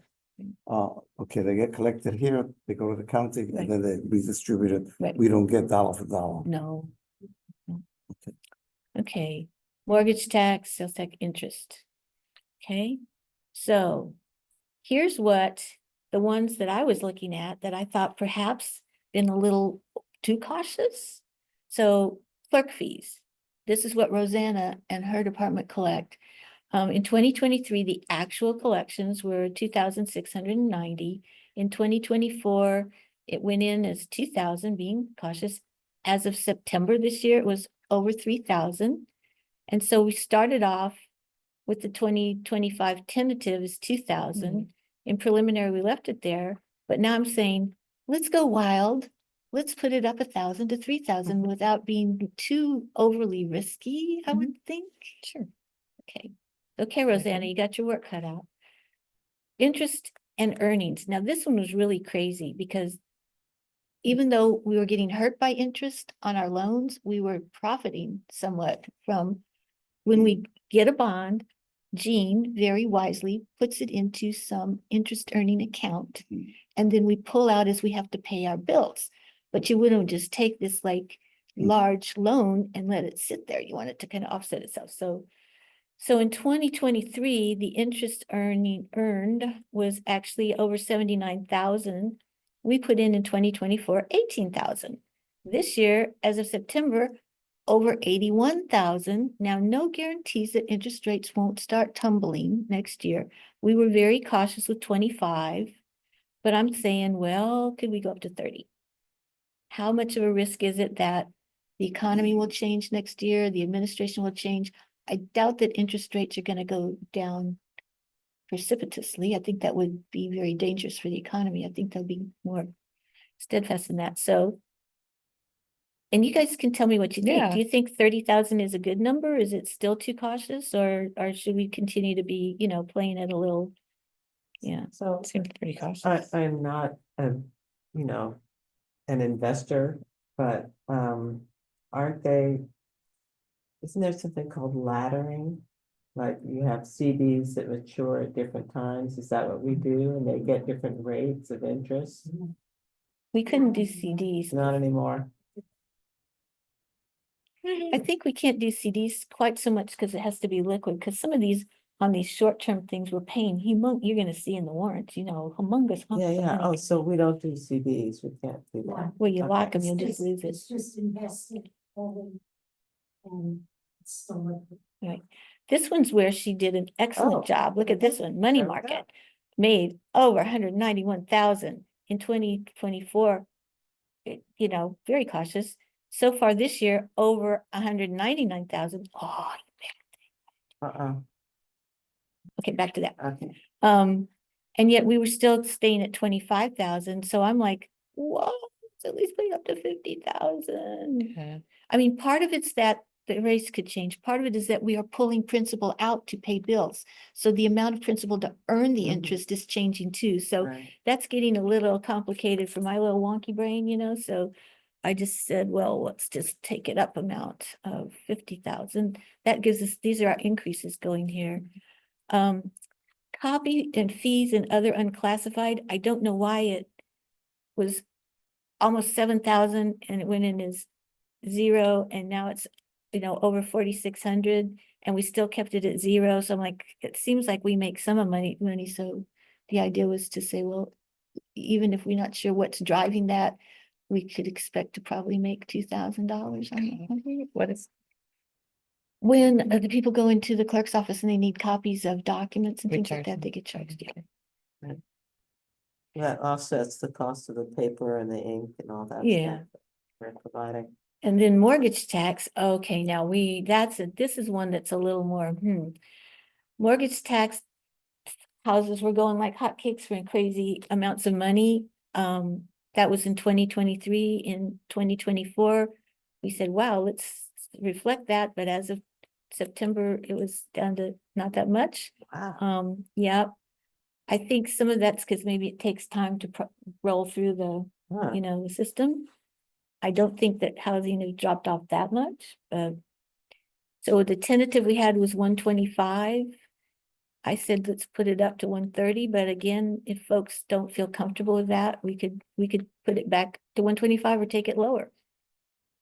What we don't want to do is expect to have more money than we get, and then we can't pay our bills. We don't want that.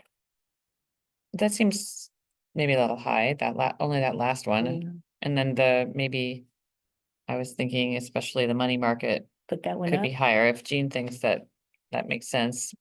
Keeping in mind that not only the interest rates may be drifting down, but that the principal is going down because we're pulling it out to pay some pretty big bills. I'm, there is such a housing shortage. But the houses that are selling for insane amounts of money that we're just not used to seeing. I mean, $800,000, $900,000, $1 million, but we're not seeing the volume that we used to see.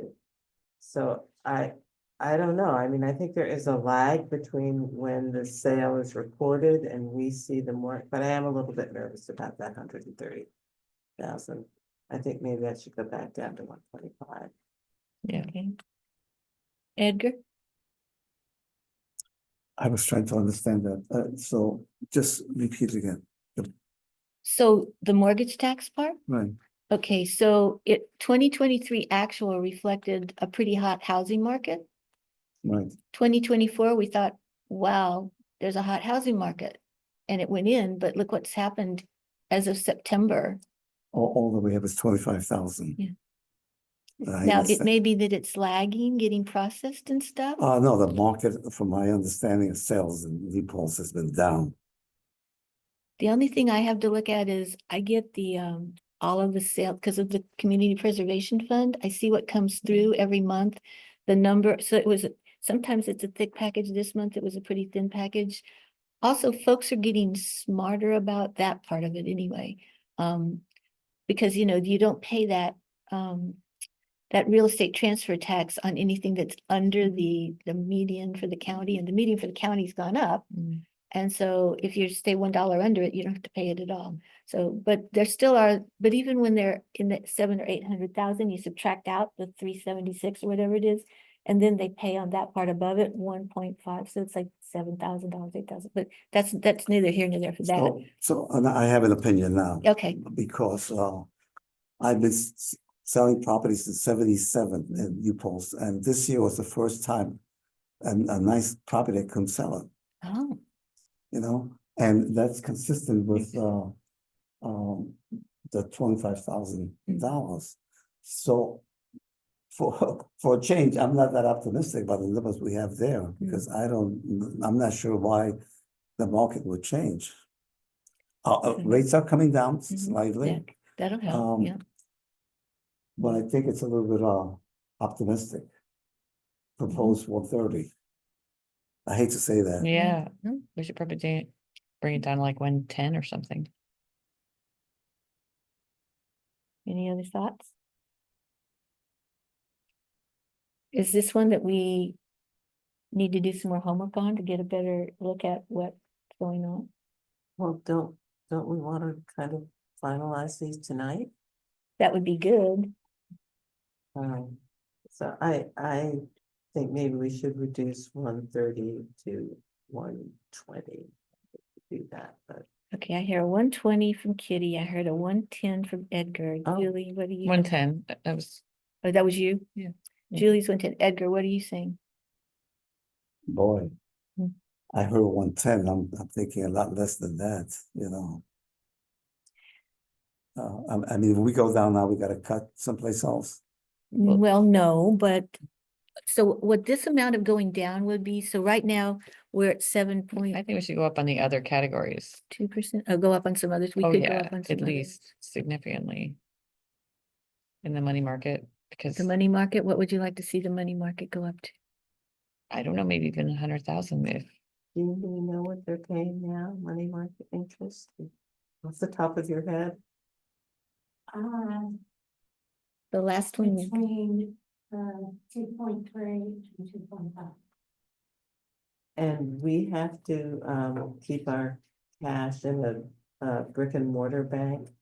Cause I mean, I see all those online banks that are paying 4% and stuff. I do use, Oh, Okay. okay, and they're paying 2.5? no, the money market pays 2.5. Got it, okay. But keep in mind that the higher you raise your revenue, you don't collect it. You cannot spend the expenses that have already been approved for the department. Because we don't need the revenue that is balancing your budget, you don't have enough to support the expenditure. so if these projections, so the bad part is if we don't then make the property taxes make the difference, then. Yeah, okay. If we move these are hypothetical. These are like, not for sure, Right. property taxes for sure. Right, So that's the amount of money we know we will have to pay our expenses. right. Gene, question. I used to know the answer, but I forgot.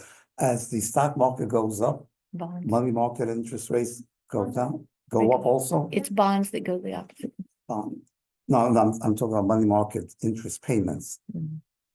If the So market goes up, it will be higher. the rates for money markets will go up also. Okay. Well, the market is doing very well this week. The market went nuts. Right. It hit, like how many times has it hit the high? At 43,000. Yeah, it's crazy. It's crazy. That's the first time. So I'm That's fine. thinking 120, I'm hearing 110 at the end of the table, that last For the line, mortgage tax, yeah. is anyone thinking that we could, My gut feeling is, 100,000 is high. Yeah, Do you think, and we could bring up money market. Even if we collect 50,000 at the end of by December 31st.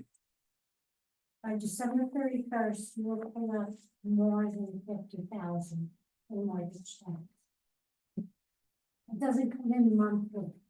Okay, so far we've only gotten about 26,000. That is correct, So you think we're getting about another 25,000? at least. You will get a 6-month lump. so that's actually money in the bank that comes in. It's not just a record of the sales. Okay, No. it's actually the payout at closings that we get eventually. so this date of September is a little bit misleading because these the mortgage tax is not as of September, it's as of the first 6 months of the year. It comes in 6 months. Oh, But It's in these 6 months. So we've been collecting since June that we Okay. haven't seen. I'm still feeling with that number, 26,000 is so low. It just feels optimistic to me that it'd be, But she just gave us an explanation that she really expects it to go up by the end of December.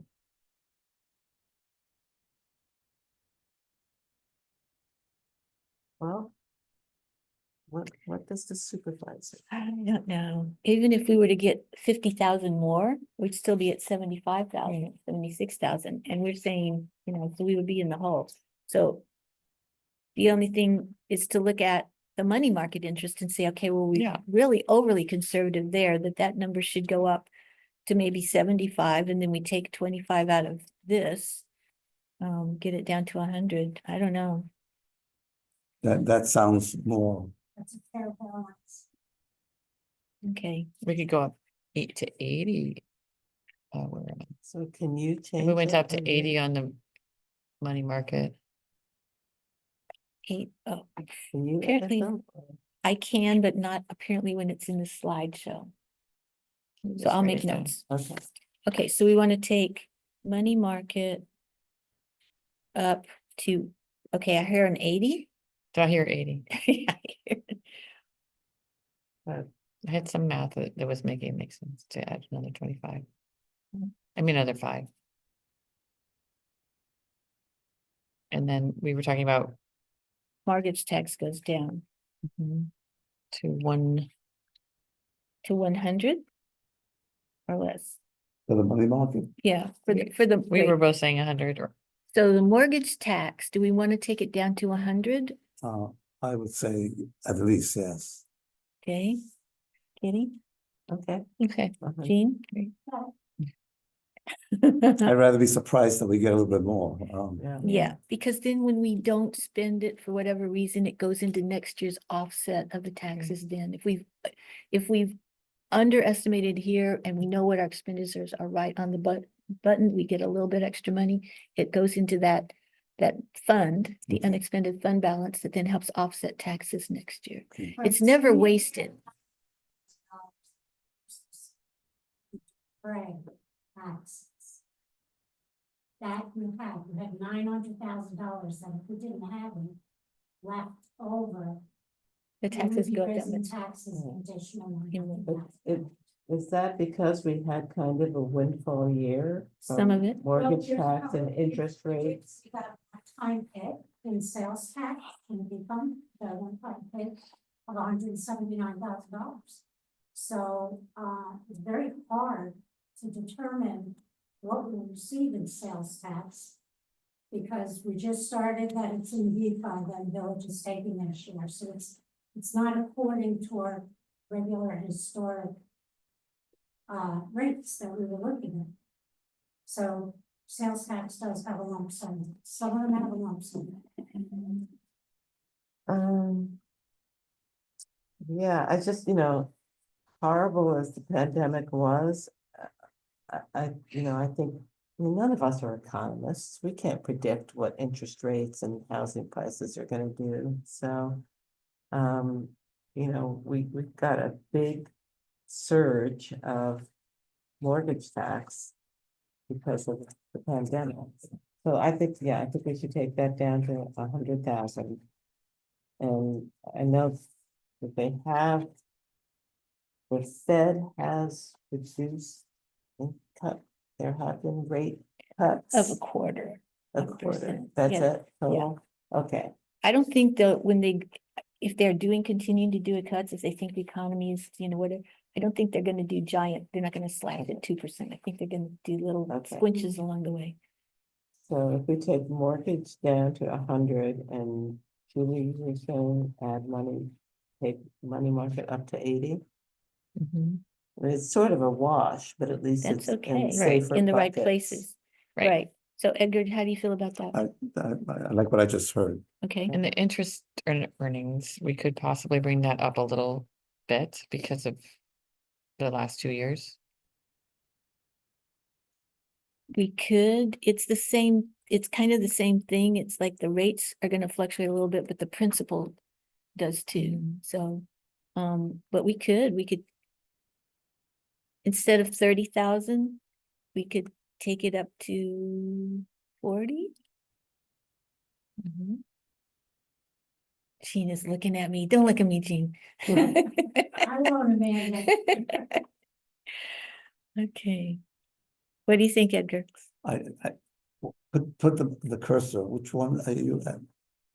Interest and earnings, Okay, Where's it? the 30,000 and the proposed, proposal is? yeah. Right there. Instead of 30, take it up to 40. I feel comfortable with that. Okay, so we're gonna go, so we're leaving, where's my little Just thing? right on the screen. Yeah, right. So we're leaving that one at 3. This one's gonna go to 40. This one's going to 80. This one stays at 2, and this one goes to 110. That was You said. went 110 or? Oh, 100, That was said. excuse me, my mistake, 100. 100. Okay. We might be surprised, it might be 110, but that would be a pleasant surprise. That would be okay. That's like, I found $5 on the street. Go buy something. Okay, so now I don't know what that all adds up to, because we'll do that, That's but okay. what I could I tell can do you it quick. is that if we Okay. had done this amount, we would have taken our 7.2 down to 6.89%. But now we've changed it around, and so I don't know how much that's gonna change. Lower than 6.89%. Well, It's good. It's So- like golf. Here, I have a calculator, It's like golf. so I can, It's like golf, the lower the better, yeah. so that bottom line was 215, Uh-huh. now it's gonna be. Down 3,000, but 30. what did, You're gonna, interest and earnings go up to 40? uh-huh. Money market's 80. Copy and fees is 2,000. And mortgage tax is 100. So, What? it's gone up from 215 to 225. Yay. So, Okay, so that means we'll be down below 6.89%. I think what I had calculated is every 110,000 was about a 1%. So this could get us down another 0.2, so maybe we're at 6.69 again. Where we started, but by going like this, right? Let's find others. Okay, well, We move here's on. one other possibility. One thing we did with expenditures, we increased the headcount by 1/2 of an FTE for the Justice Department, because they said they needed it for their workload. We could potentially reassign that 1/2 clerk position from, sorry, Rosanna, from the clerk's department. Reassign it Yeah, to, the To Justice Justice? Department. oh, okay, So that, we wouldn't, so we would go down that 0.5%, that Right. half a person. So that would save $21,840. Wait, Amanda, can you say that again? Okay, that- Rosanna. it goes up. Yeah, we were considering whether we could reassign your half person to the Justice Department. So, This is the first I'm hearing about this. I know. This is just a talk. That would not work for my department. how, We're running bare bones as it is, and losing that part-time person would really affect my department. Rosanna, I don't know how many people are in your department now. 2.5. There's myself, I have one full-time person and a part-time person. So 2 full-time and 1/2? And Yeah. and we want to add another half, or is that, No, no, To justice. so that Just- is, I'm confused. So, did we add the half to justice already? yes, it's in the Okay. budget. Well, let's, keep that in, the parking lot. and Yeah, Only do that if we have to. right.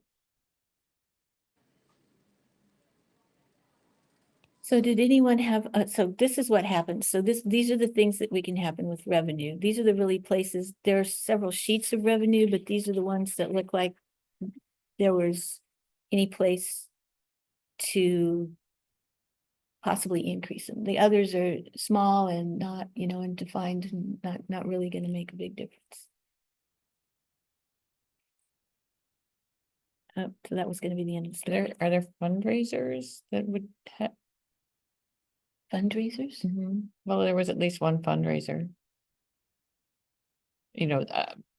Where funds were collected from the polo match. That didn't count. They went towards expenses, but we didn't collect anything. It didn't come to the town. Well, but didn't it go into that No, CH fund? No, never came into the town. It came into the town, It did come not. into the town. but it went to Thriving Together. Yes, it did, in that it purchased items for Thriving Together. Well, that, it should have I showed up, didn't purchase, it purchased. but that should show up on that escrow account. So No, money it goes did in not and money come goes to- out. I did not collect the money. What items? You'd have to ask me specifically. But we I need think to, it was like hats, like hoopla stuff, things that we have every year. but we need to know how much money was raised and how much money was spent. I mean, we need to do a better job on that. We're collecting cash for fundraisers. I mean, I just assumed that nothing was collected because I didn't see it in income. So we can get to that escrow account later. Okay, so.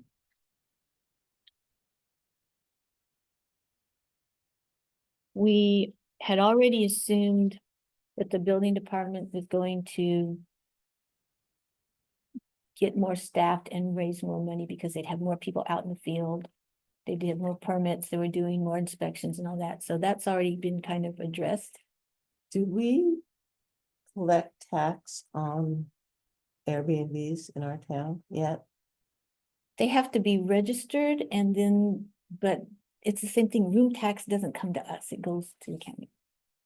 If they Well, pay room tax, it doesn't come to us. the town of Poughkeepsie collects.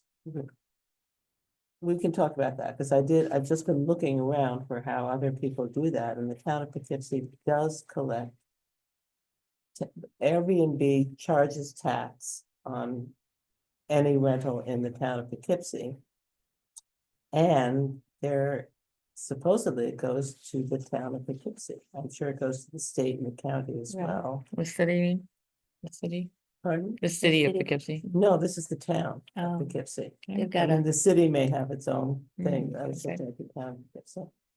So, I mean, right that now, could we're, be yeah. a revenue in the future. So right now, the building department is working on rental registrations. They've got this thing called Granicus that lists them all. Yeah, And they're, right now, if you look at our, yeah. If it's owner occupied, they don't even have to be inspected. Want And to he's gonna get work. registered, they have to pay fees for registration. Now that would be fees could be collected. I think the room tax in hotels is a lot like sales tax. It has to go back, even though we collect. The clerk here at Justice collects all the fees, but then it goes yeah, to yeah. the state, so. All right. More slides? This is the last one. Here we are, working away. That's the end of the slides. Bravo. Thank you to Dawn for all her help with this one. Where are places, where else can we make cuts? Make cuts. Let's look at the budget. I actually, after all this, I have things to add. To add, you want to add? A lot of the ones you already took care of. Do you need to share your screen? Do you have something you want to share with us? I can tell you what lines they are. Okay. Right, this is the preliminary budget. All right. So, Was it? These are the most recent, Oh. most updated? This is the Most- preliminary budget. okay. That's the one we did at the last meeting. So it hasn't changed from the last meeting though? No. Because we couldn't, we can't. do Nothing it was voted on. Till we come to this. This is our chance to look at it. all right, so, Do I need to put this up on the screen? well, if I just give you the line numbers. Okay. Uh, Do you want to tell me the top, that bucket it's in? Is it in the well, A fund? first, the one that goes, Is it in the? the A one that fund? went up was public access because they hadn't submitted their bill. But it looks like you guys took care of that and you put 2,000 back in. So that was, so I don't have to raise that for because you guys Okay. took care of that one. I don't know what the heck that, hundreds of thousands for youth building was for last That year. was one time, that's for the cottage that he's Right. paying for. So I called Jim up and said, we got like $1 million or something and we don't need it anymore and, oh God. So I just wanted to check that he wasn't so counting bad. on some. few. No. Like he had these amounts, Yeah. so that's his. that's- So let me find, he did request that,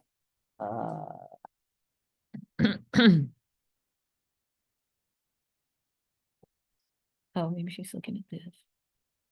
I got it, and it doesn't have okay, it. you- I see it in 191, 192, 193. yeah, okay, so he requests that the,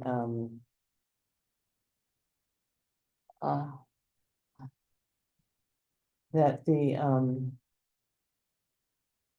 CE line be, restored to 44,000. I guess he had requested, I don't know what he requested, but again, I went over that with him.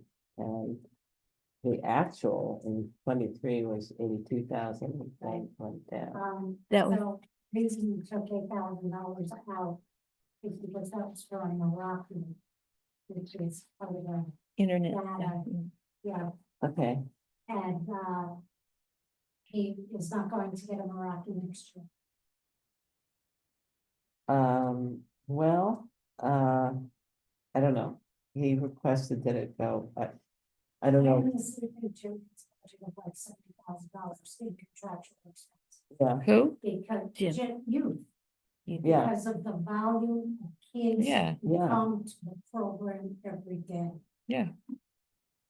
so Where's the state year? That one this there? is line Yeah, 193.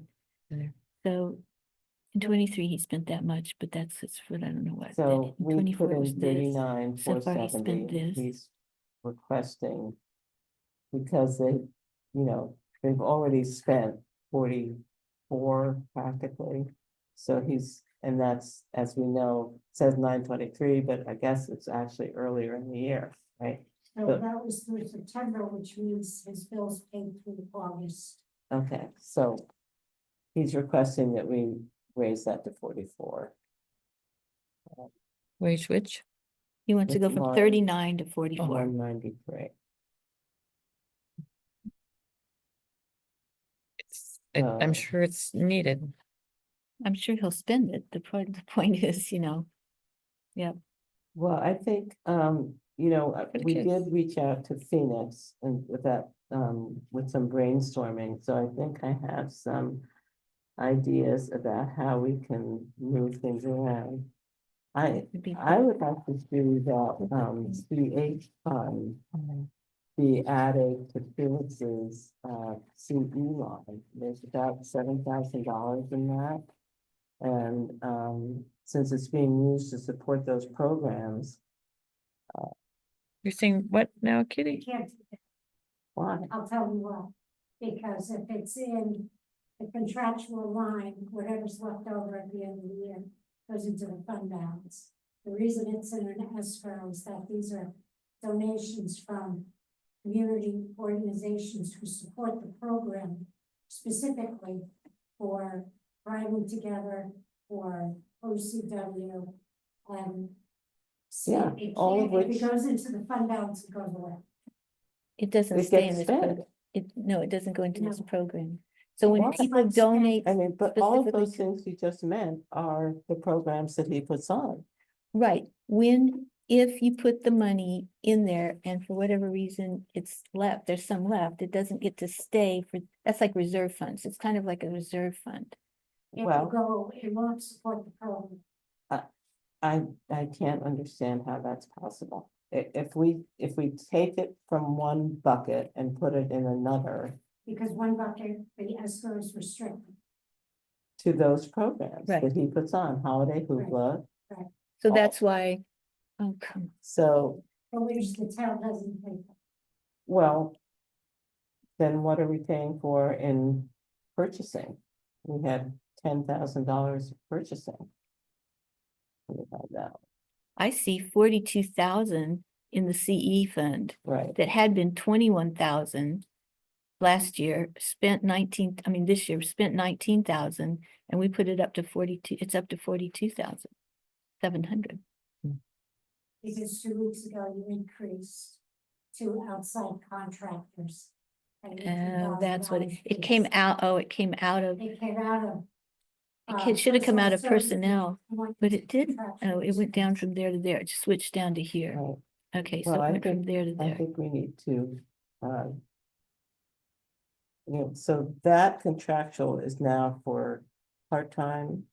It's for Contractual video. means consultants. It's for consultants. And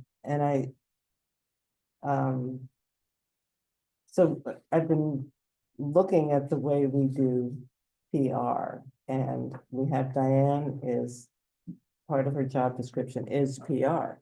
So let's let her do more of the PR. I think. She's going down to 15 hours. I know, but you can write a press release a week. You know, and it's not gonna take 15 hours, but I don't want to micromanage Yeah, it right, from here, right? I mean, Yeah. we'll meet with Phoenix, we'll meet with Diane. Right.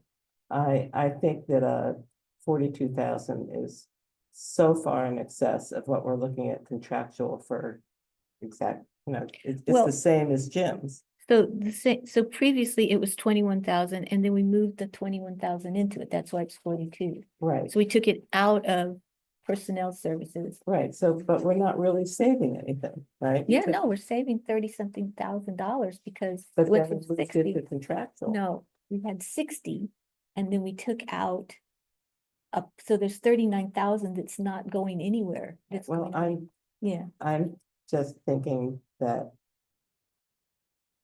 that's a lot of money to spend. When I looked at the history of that department, we haven't really been doing our job, because I went back and I read Phoenix's letter. The department was only created in 2017. And Phoenix is supposed to report to us, and we haven't really been helping him with Do that, his, yeah. program. Yeah. And I think that, that's on us. And I think we need to do a better job on that. But I think we've now gone from Phoenix being a department of 1 to a department of 4. I think that's it's a department of 1 It's and a not. 4th, and some Okay. consultants that are. I'm yeah. recommending that we cut that line to $20,000. And I don't think we need a videographer. I think if you look at the number of videos that have been produced, we may have gotten lots and lots of hits. But So the So I Katie- have tried to watch the Katie, videos and a lot I'm of going them to are object hours to, long. I'm going to object to what Just- you're saying. may I You've just spoken a finish? lot. May I Okay, just- finish. Okay, so I've looked at the videos. And many of them are, law enforcement and other people sitting with Phoenix talking about the programs.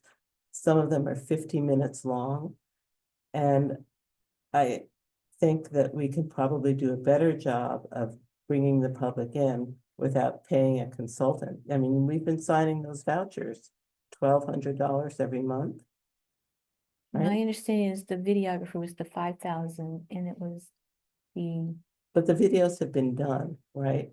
We don't need to continue to create those videos. So, okay, Okay. Edgar? Kitty, you're micromanaging a program. You're micromanaging actually 2 programs. And there are only 3 programs or departments that actually became a negative. Every other program that we have had an increase. We had a bar graph that showed that the only decrease was for youth, the community wellness, and there was a third one that I don't recall right now. So why are we picking on those 2, particularly those 2 areas to further cut back when they already have cut back? And they're very significant programs for the community that I have witnessed. If anything, we should, increase what they do, because this is real hands-on support for the community in the areas of suicide, drug addiction, and the mental health of our young people. So these programs to me are very critical here, and I've experienced them and observe them. If anything, my plan is to provide further resources in the future. So what kind of suicide, well, again, I don't want to get too much into the weeds here. I know that we have paid for a lot of professional trainings. I haven't seen suicide prevention programs here. I haven't seen any data on what kind of,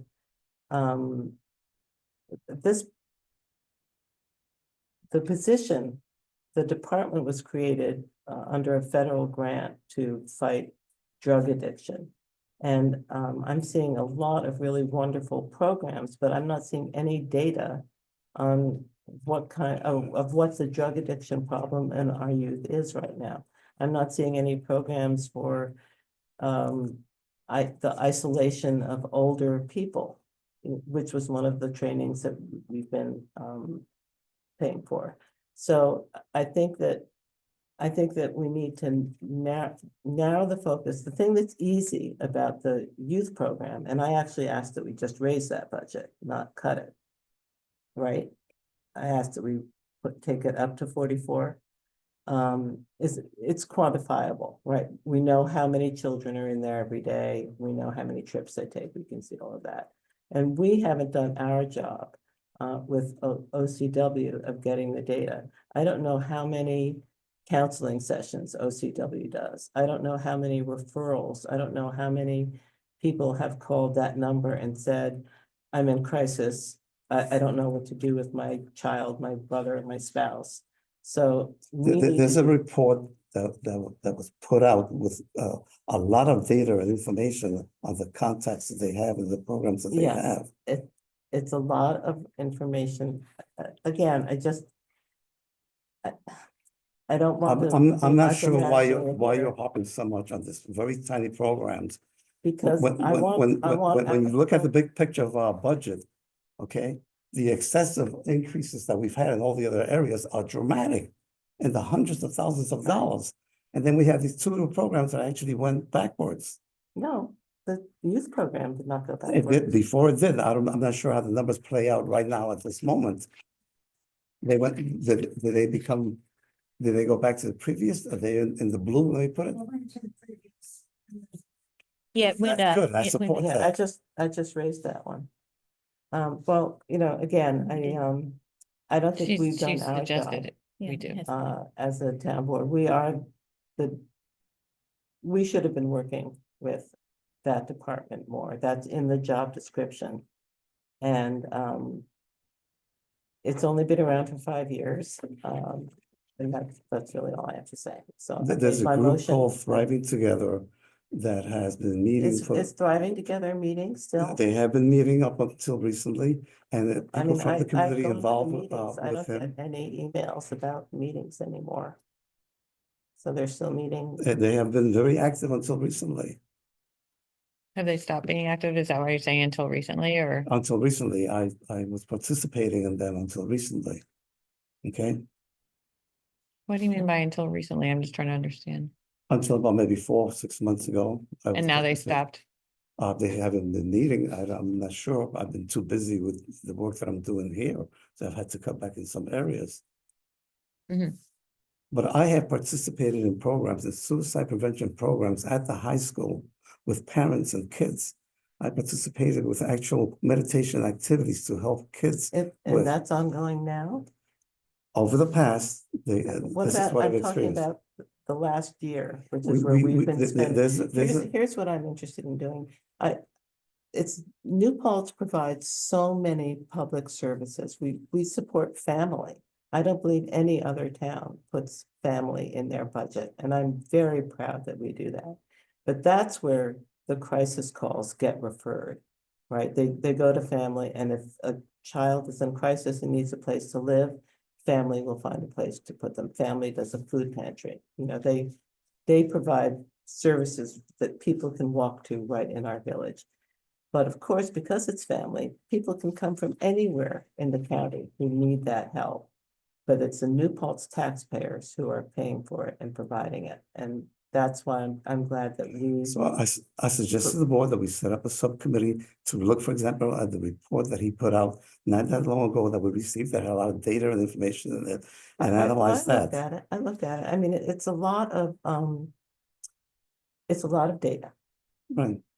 but it's not data about, well, again, I'm just gonna leave it there. It's a lot of data. So there's an increase to 40,000, right? And On- that's, on- that's what you wanted to over talk here? about, yeah. This one? This And one, so do we because know, it went from there to there. So this Okay. money, this went to that, and some of that went to there. But there's also, okay, so So this lost Mhm. about 40, and this gained 20. it's about and the then same. there's another line of Well, purchasing. it was 173 and it's 154. So it lost 20. From, in this process, budget process, those are the numbers of the tentative and the preliminary. Right.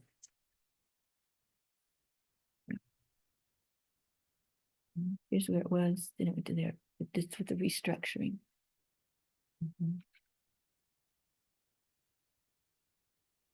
Okay, so purchasing, Purchasing is what number? I don't think if there's any, I don't know, I guess Jim puts all of his in contractual. Are you talking about 259, 260, 261 like that? No, that's in DB. Very different. Well, I'm not. gonna go for it. I don't know where you're finding. Oh, here you go. So like 1345. Right, Okay. and then Jim. There's pool, there's town board supervisor. No, Jim's, Jim doesn't come in for purchase. right, he just uses everything from, Right, so Jim's at 7310. right, so, the, purchasing consists of the cafe program that Phoenix runs at the high school. Right. Writing together program support, banners, street signs for the events, things like that. and I don't know where apparently, that is. the high school has been using the cafe corner for other things, and so they haven't really been able to hold that event there. I think Jim has been able to get in. There's a purchasing line, But Jim and Phoenix go to the high school together. so just but one day a week, Yeah, yeah, so it's Right. Friday, they're both involved. right, but it's one day a week, and that doesn't need to be in the purchasing line, right? Where in the purchasing line are you seeing it? Because when I I'm look at trying to find it, 1345, I don't see it.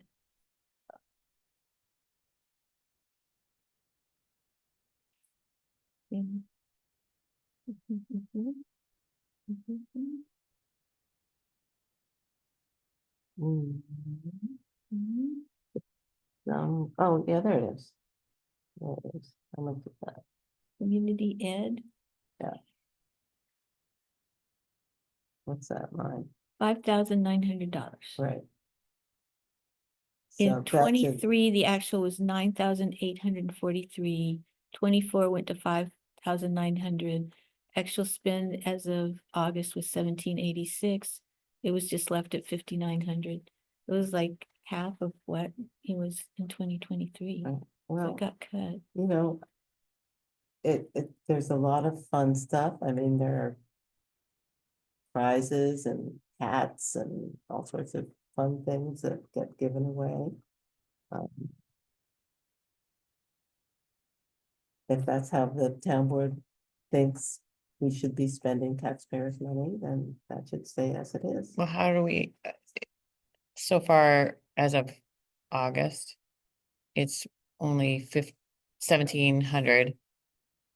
Has Phoenix weighed in Well, on, I think because there's big things coming up. You know, there's the big events. That's what I'm towards the end of the wondering. year, like what holiday do we events. expect it to be for, before the end of the year? Good question. Well, here's what it was in 2023. I see It was that, a but I lot, don't yeah. know, So, that was the actual. So we have We six don't see what was thousand budgeted for that essentially year. for we'd have to go back and. those read that. events. Then 40,000 or is what you want to leave in the budget for contractual. So contractual is actually is.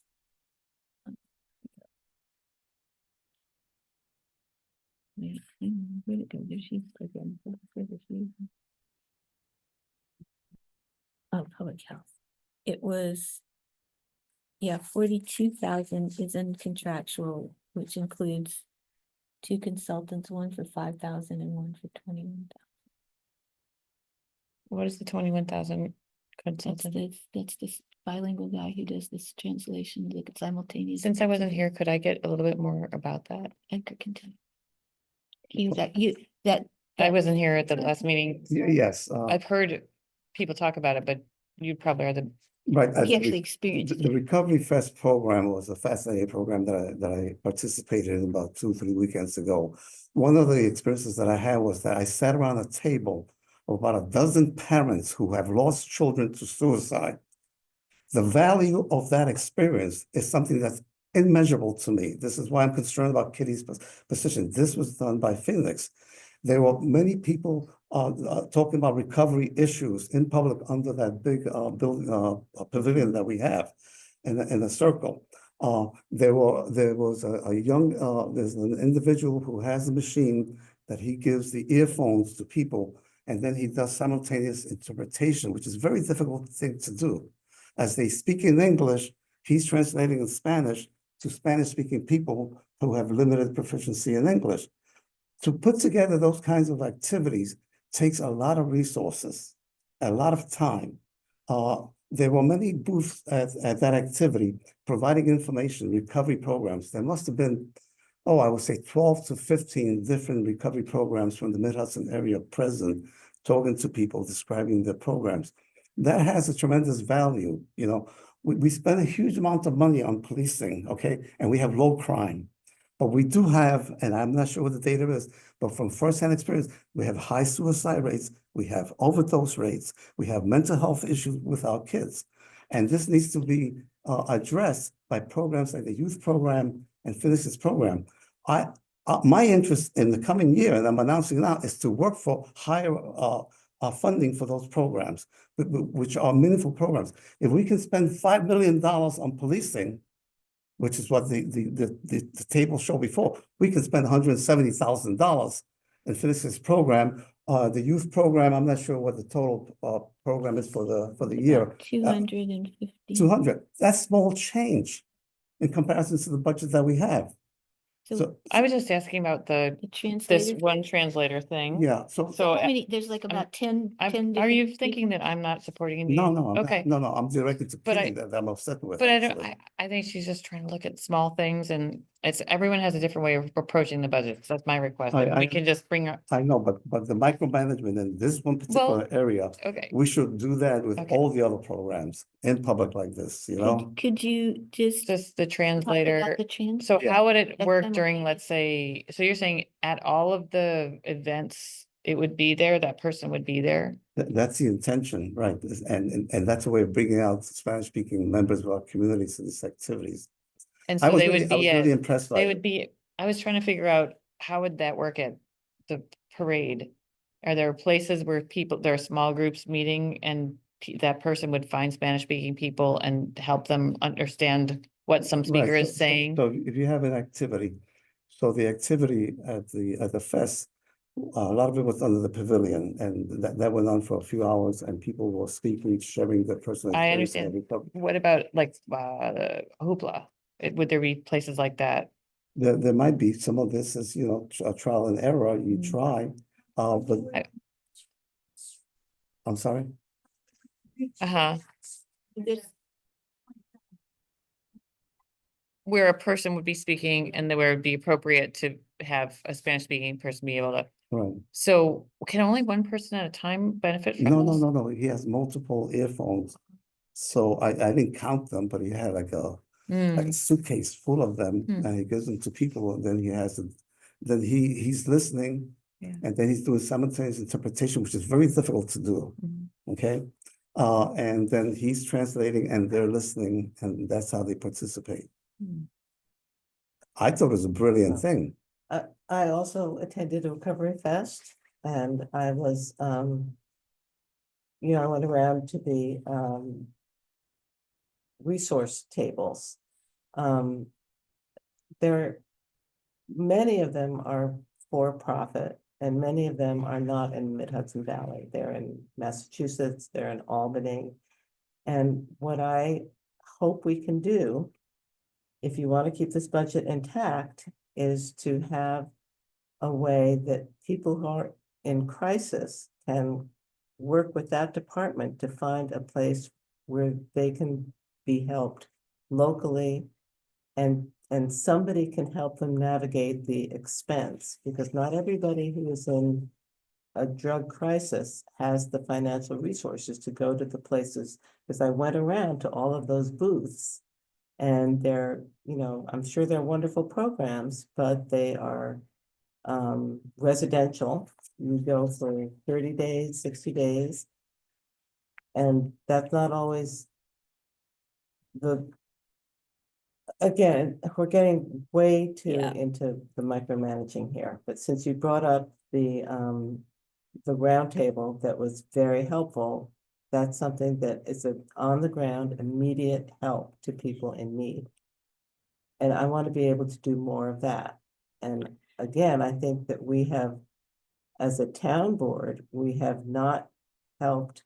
We know that the teen program, the majority of the kids who benefit that are in our school district. And they may be from Gardner, they may be Esopus, but most of them are from New Paltz. So we know that that money is going directly into services that our youth need.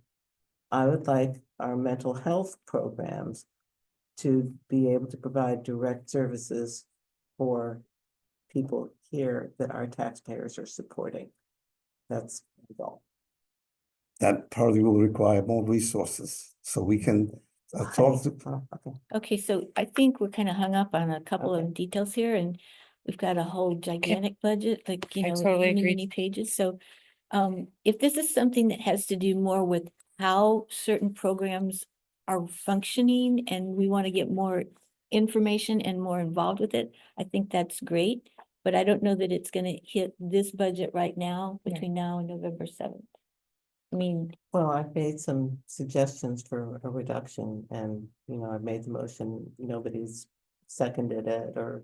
no, I don't think we're at the point of making motions right now. We're just talking about, I didn't hear a motion. I just heard put 4,000 here and take something out of there. So I didn't hear it that way. Okay. But I think at this point, we're focused on two little tiny things. And I think I agree that every $1,000 counts. I certainly agree with that. But I think we seem to have some real thinking about how this is working. And maybe we need to just, if we decide going forward, okay, here's the thing. If the money's in the budget now, doesn't mean we spend it. It means we can go continue to look at these programs and decide how they're going to function and how we want to see them set up. If we don't put the money in the budget, we can't go get it later. I mean, you know what I'm saying? That's true. So But if I thought our job was to look for additional revenue, which you have done. Yeah. And also look for places where we could responsibly make some reductions. So I ended up, of course, adding to the youth program. And I've made a recommendation that we reduce the amount for contractual expense in one department. I don't know if that would be a motion. It doesn't appear to be gaining any traction here. Well, so- it seems to be a pretty emotional touch point. Oh, gosh. The particular one. We're asking our particular one. taxpayers to come put a lot of Well, you money, know so what? I think we Cut my just need pay. to I look. don't- everywhere that we can. got a problem here with you guys each having very pronounced feelings about this one particular function. And maybe we need to work on that as a board. That's exactly what I was proposing, that I don't think we've done our job as a board. When I went back and looked at how this particular department was created, we are actually the oversight for that board. And so So, I agree with you. That would be something. okay, that- it's enough. No, But no, I think you're right. We need to work on that. I think, you know, people are happy with the budget as it is. My only recommendation at this point is that we restore Jim's request to the $44,000. Okay, so. Can I tell you what changes I have? Yeah, yeah. So you're increasing clerk fees by $1,000. Wait, which increasing which one? Clerk fees? Yes, Clerk fees, yes, we did that, What line is that? We're on revenue now. This Oh. one here. You're increasing $15,000. From 5 to 40. From 5 to 40, $35,000. Right? Well, I was talking about from the original. Right, is it at, 0.5? Oh, interest and earnings. Oh, you talking money market interest? Talking about interest and earnings is at 25,000 right now, you want to raise it to 40, that's an increase of $16,000. Wait, wait. We lost that. Money market, oh yeah, it was. That chart. It was 5. Oh, we took Because it up. this is not 30. All right. complete. Okay, sorry. Yes, it was 25. Originally it was gonna go up to 30, but now we want it to go up to 40. So Right, that's an increase of $15,000. right. So the money market interest was at 25, hmm you wanted to go up to 80. Right. Increase 55,000. right. Copies and fees, 0.1, you want to increase $2,000. Mortgage tax, you would like to reduce it $45,000 to $100,000. And the youth contractual expense, you would like to increase to $44,000. So it's proposed. And so I just wanted to go back and understand why did Jim ask for $4,000 more dollars? Because it's what he had before? Is that That's what? Yes. He that's was what at- he had for this year. Okay, actually, he had 54,000 for this year. He's already spent 43. And then we put it in as 39. Why did we do that? Was it, I don't know. why we did that. But Kitty wants to raise it. I know, I'm asking why. He put his own budget in at that. He did it himself. This was doing his part. Yeah. His, right, Okay, and did he explain what he was gonna be giving? You know, no, he's, he put in for the same budget he had last year. We took out the 8,000 for the Marathis that he didn't get. That's why he's at 39, okay, but I have no problem putting him at 44. and it's for toilet tissue and paper towels and all that stuff, right? He's gonna spend Right. 67. He can't do that. He knows he can't do that. Well, he keeps saying that. People have to learn that their budget is real. He hears Matt, Chris, you guys, it's a real budget. Don't think you're just gonna spend over and we're gonna find it, because A we good weren't. The soundbite. contingency is down by half. that. Only Yeah. 150,000 in contingency now, and that's to cover everything in the A fund. We don't have a lot of spare money. Okay. So. I mean, Okay, so how about on your revenues, because you all agreed on that, what about it? so can you vote on the changes? in Yeah, that you revenues? just mentioned. Revenues? For the Yeah. 2,000, it's 55,000 in money market interest, 2,000 in copies of fees, and take away 25,000 mortgage tax. I make that motion. I second that. Any more discussion on revenue? Hopefully Rosanna heard it. Then cash out. Aye. Aye. Oh, we have to vote. Yes. Aye. All Second. in favor? Did we Aye. second it? Yeah. Okay. Aye. All right, thank you. Okay, and we will not talk about any half clerk position because our clerk is freaking out, so we will not talk about that anymore. So when are we gonna make those final What decisions? about Jim? That's what we're talking about now.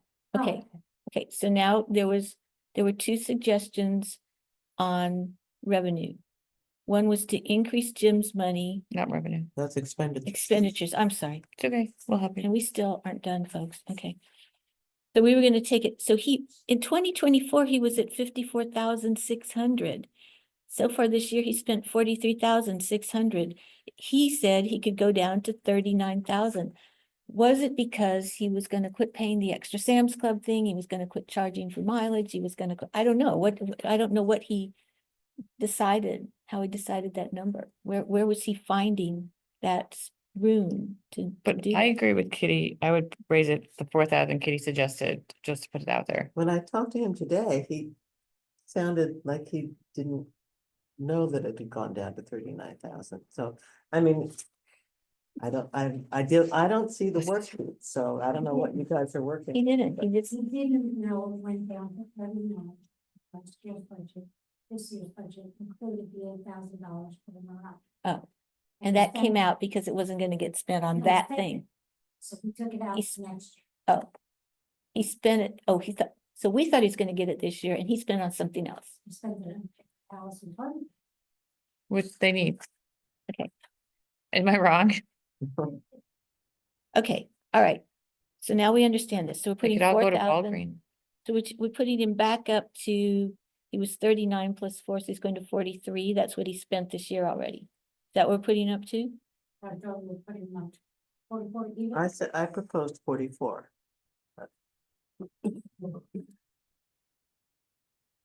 Do y'all see how much fun this is? I make that motion that the The youth center, youth center, youth program? which line? It's the youth program CE. So that's contractual expenses is raised to 44,000. Is raised to 44,000. I make that motion. Do we have a second? Second, Edgar. Aye. Any more discussion? No? Any I, more discussion? No. Aye, okay. Aye. All right, so all in favor, aye. Okay, so that one's done. The only other one that no one has any other ones to talk about? Okay, so the only other one to look at. I don't know if I was doing this. Oh, it's over here. Public health. So do we, okay, we can vote on it, but it's gonna end up like crazy. what's that? Well, it's there, it appears in so many different places in the budget, right? There's the purchasing is, I think, 6,000. Contractual is 42,000. And then there's this escrow account, which it feels to me should be at, if the purpose is to support all of these programs, should be the first thing that gets spent. So don't forget youth program has escrow too. Other programs have them. Somehow it's something where money is given to them for specific purpose, I guess, so it's not. Well, I think That we works. just need to do a better job of looking at those. You know, and look, they still have a That's okay, go ahead. the community wellness page still says how to make a donation. Right, Yeah, you can that's make an right. online donation, which should not be there. We mentioned that before. Yeah. That needs to come down. So you know, the program does a lot of good things. I just don't think that it was. I don't think it is the program that we envisioned when we accepted the federal grant 12, 15 years ago that was really focused on drug prevention. Well, that's definitely true. It's definitely expanded to trauma and suicide. I would love to see more trauma and suicide events being held. You know, we have 2 offices for community wellness. We have one at Town Hall, we have one at the community center. Well, that's I- because there's 2 people. But I would like to see people know that you can go in and get some advice, some counseling in either of those places. And that you don't have to be a youth, you know, there are Mhm. elderly people who are suffering from Right. all of those things, and I'd like to have a mental health program. Just, you know, we have them. We have an Office of Community Wellness in the county. We have a mobile mental health unit here, you know, I'm not sure I understand why we're spending whatever it is, 200 $50,000 supplementing those programs.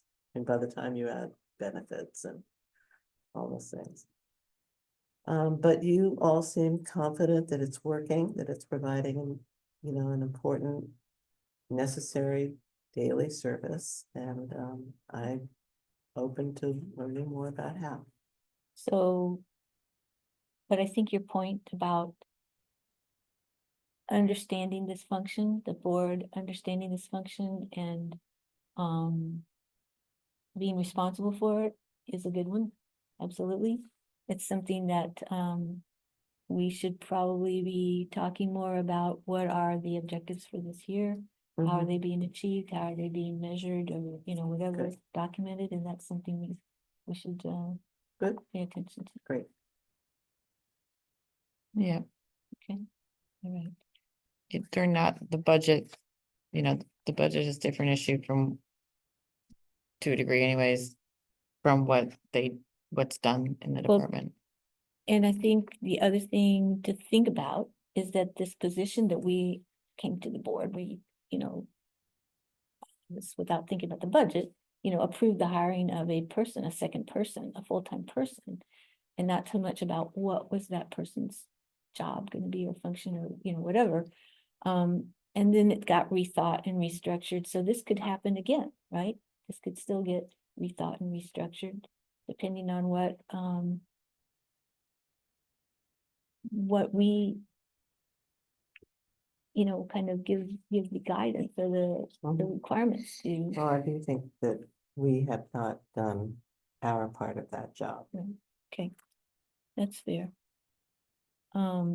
It could probably be said for a number of the departments, that are more in the, you know, some of them are very clear. These guys sitting here have very clear, roles and responsibilities, and some people are being very, like, the community center, the new recreation director is being very creative about things, but we need to probably sit down and say, okay, let's see a year, what's your plan for the year and stuff like that. You know, we need to just be a little more involved with some of these things, because then when something happens and someone comes and says, I need to hire this person, or I need that, and we just go, oh, okay, great, because we love that, you know, program. We've done that a number of times without, and now knowing more about the budget. And our responsibility about the budget is to think harder about it, right? So, okay. My computer is dead, so. We're all looking on. Mine too. Okay, so what's the proposal for this one? I wanted to reduce the CE line from 42,000 to 30,000. To take out 7? What is it? That's the contractual line for the videographer and the Translator. all those things. I just don't know how they're paid and how many, So you what, know, like, if the translators, is that 20,000 by chance? No, around- it's 15 hours. no, that's not right. The Translator. translator is so much a day. So What, depending how on. much is it a day and It's how 500 many? or 600, and how many, so that part's not totally, you know, like, so the 20,000, 21,000 for next year was to cover, I don't know how many events or whatever, so that's something, it was a guesstimate, you know, like, because this is Did new. Phoenix guess that? Yeah, no, that was Mhm. Phoenix. So that's, you know, that's because this is a new functionality, and how useful it would be and how many times it would get used. The That's- videographer was 5,000 because the if guys we- kind of, you know. So, you said 500 a day for the I think translator? it's 500 or 600. I don't know if it was the day I have to, but an event. So That would be Okay. like a lot of events. That would be, that'd be a lot of events. How divided, 20,000 divided by 500, what is that? Anyone know? It's 40. 40 events?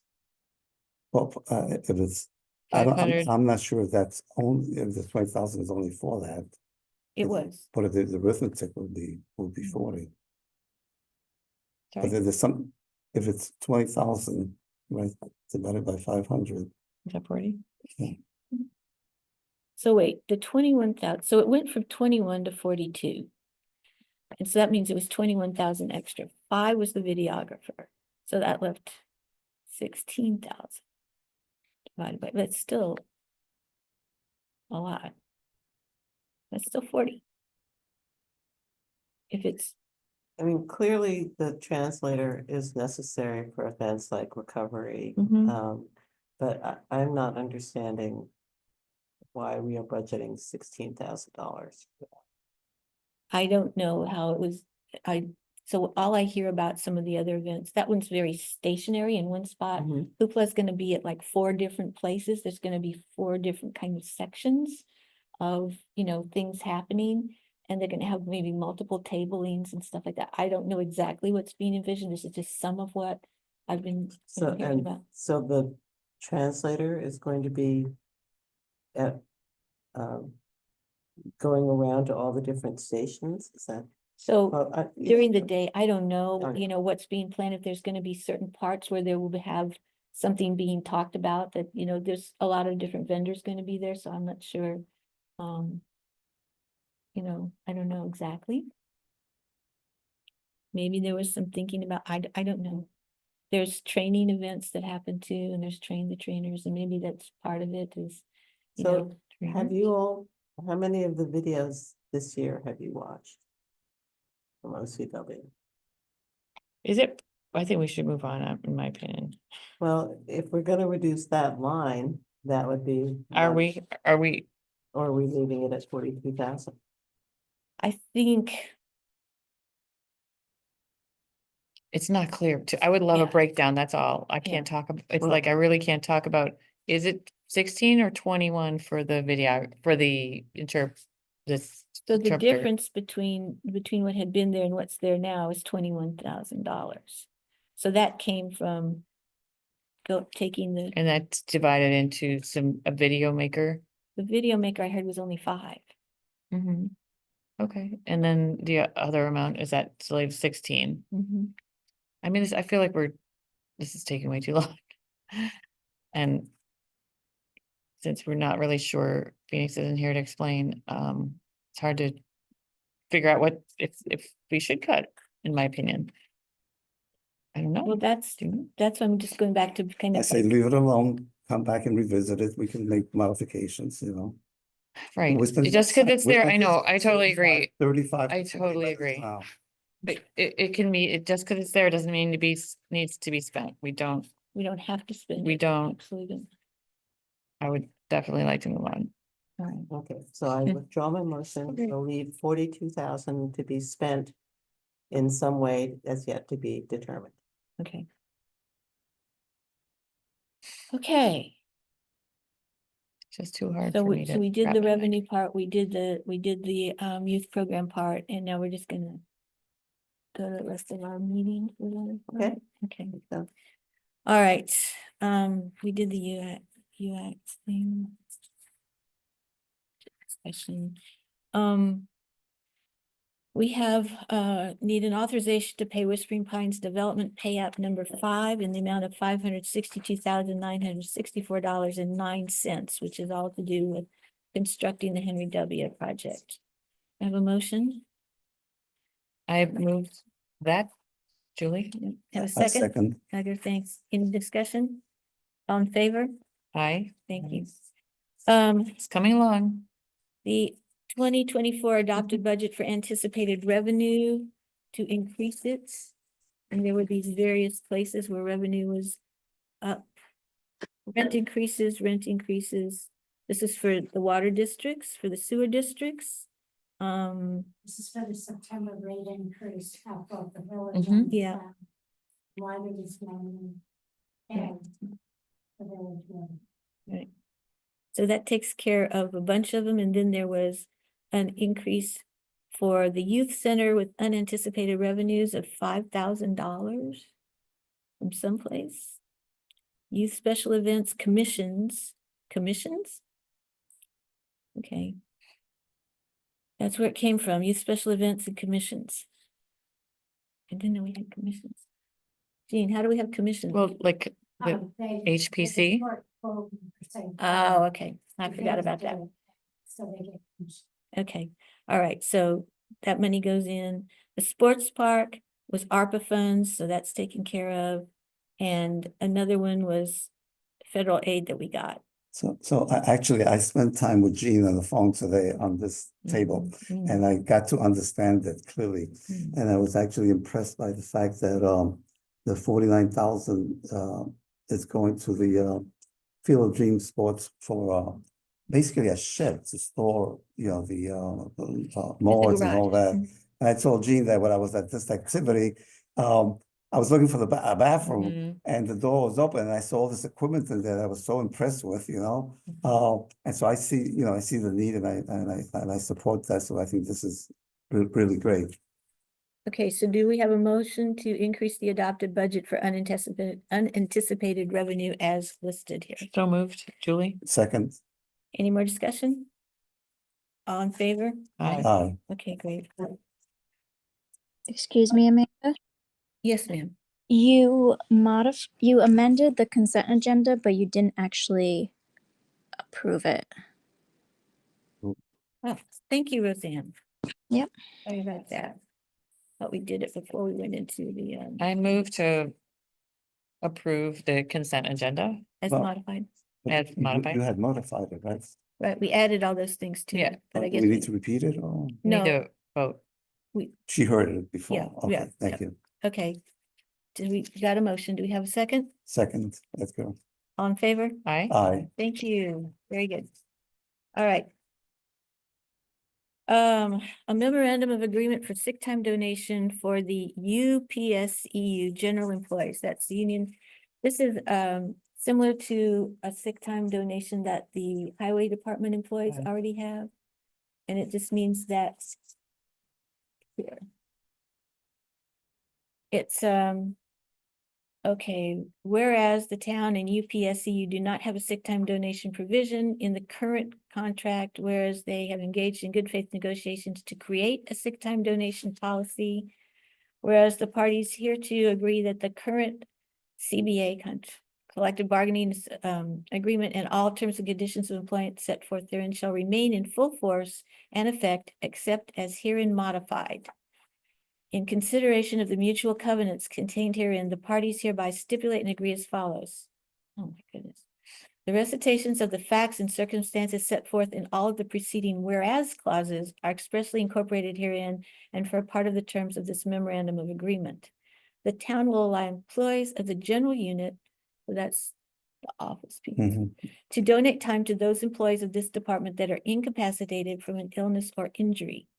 Employees who have exhausted their sick, personal, and compensatory time due to an illness or injury must request time to be donated and will have to provide the department head with a doctor's note. Employees may donate sick leave unless they have been terminated or unless they leave town employment without giving the town a minimum of 2 weeks prior notice of their resignation or retirement. Donated time will be considered a day for a day, no matter the employee's hourly rate. Employees who are donating time must maintain a minimum of 10 days of accruals on the books to donate time. But does it include all departments? Because the police Everyone who- department has. No, it does not include the police. Okay. It only includes these people that are, Okay. yes. The memorandum of agreement cannot be altered or modified unless agreed in writing by the parties. This memorandum agreement. So, does everybody understand what it's Yeah. doing? Okay. So Request time to be donated. they have to ask for it, yeah. They have to go to their department head and say, I'm out of, I used all my own stuff. The wording was a little The confusing employees, to me. Employees who have exhausted their sick, personal, and compensatory time due to an illness or injury must request time to be donated. yes. They have to go to their department head and say, I'm out, I'm asking for, and then the department head can tell everyone who's there, Okay, do you want to donate some sick leave? I understand. Yeah. You made it sound like how I understand it, that No, sounded like no, they no. were donating time or something. No, they have to ask Yeah. to get time, donated Got to it. them. Okay, So all I right. see. So even though Lady this or doesn't face? have it, it's a memorandum of agreement. Should we do a roll call vote Rosanna? I don't think you need to do a roll call. Okay. So do we have a motion to authorize the supervisor to sign this memorandum? So moved. Second, Any discussion? No? All in favor? Aye. All Aye. right, great. Okay. The Office of the Assessor is seeking approval for increased clerical hours for Patty Smith from 5 hours per week to 10 to 15 as needed at the rate of $25 per hour. If you remember, this was bringing someone in part-time temporarily to help out Mhm, while the clerk's out on medical. Mhm. And apparently there, I don't know, is this supposed to be for the rest of the year or just for some amount of time? Probably. Well, why don't we just say that? Until December. Okay.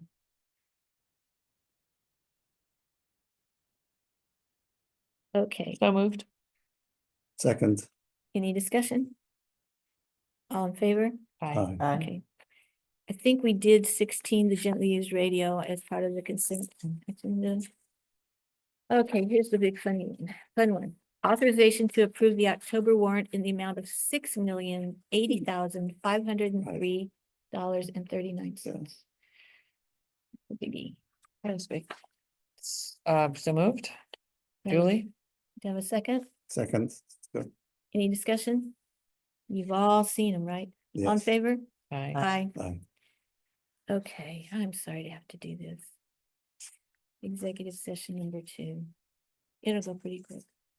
All right. I move to go into executive session to discuss employment history of particular persons. Second, Julie? Do we need, aye, do we need to do, liaison reports? You know what? They're all here. Okay. Let's just let them be part of the minutes. Okay, we'll do that when we come back. All righty. Thank y'all. I don't think you have to stay for the brutal end here, but okay.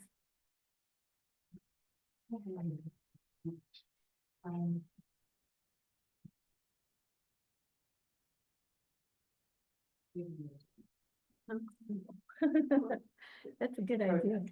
Yeah. They're just taking, I don't know, that's. I haven't been home to change them. Oh, that's not good. At 7. Yeah, so, yeah, I did that zoning. Yes, sir. Do you have something? Yes, yes, ma'am. Is it, oh wait, I should turn the recording on.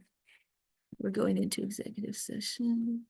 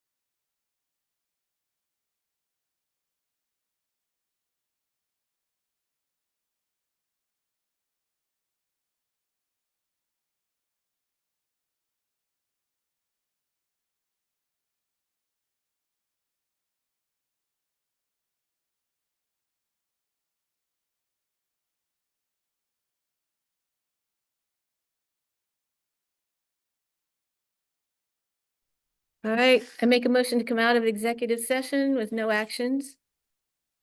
I second that, Edgar. Thank you. All in favor? Aye. Aye. All right, due to the length of time that we have been in this meeting and due to the fact that a number of liaison, where's my agenda?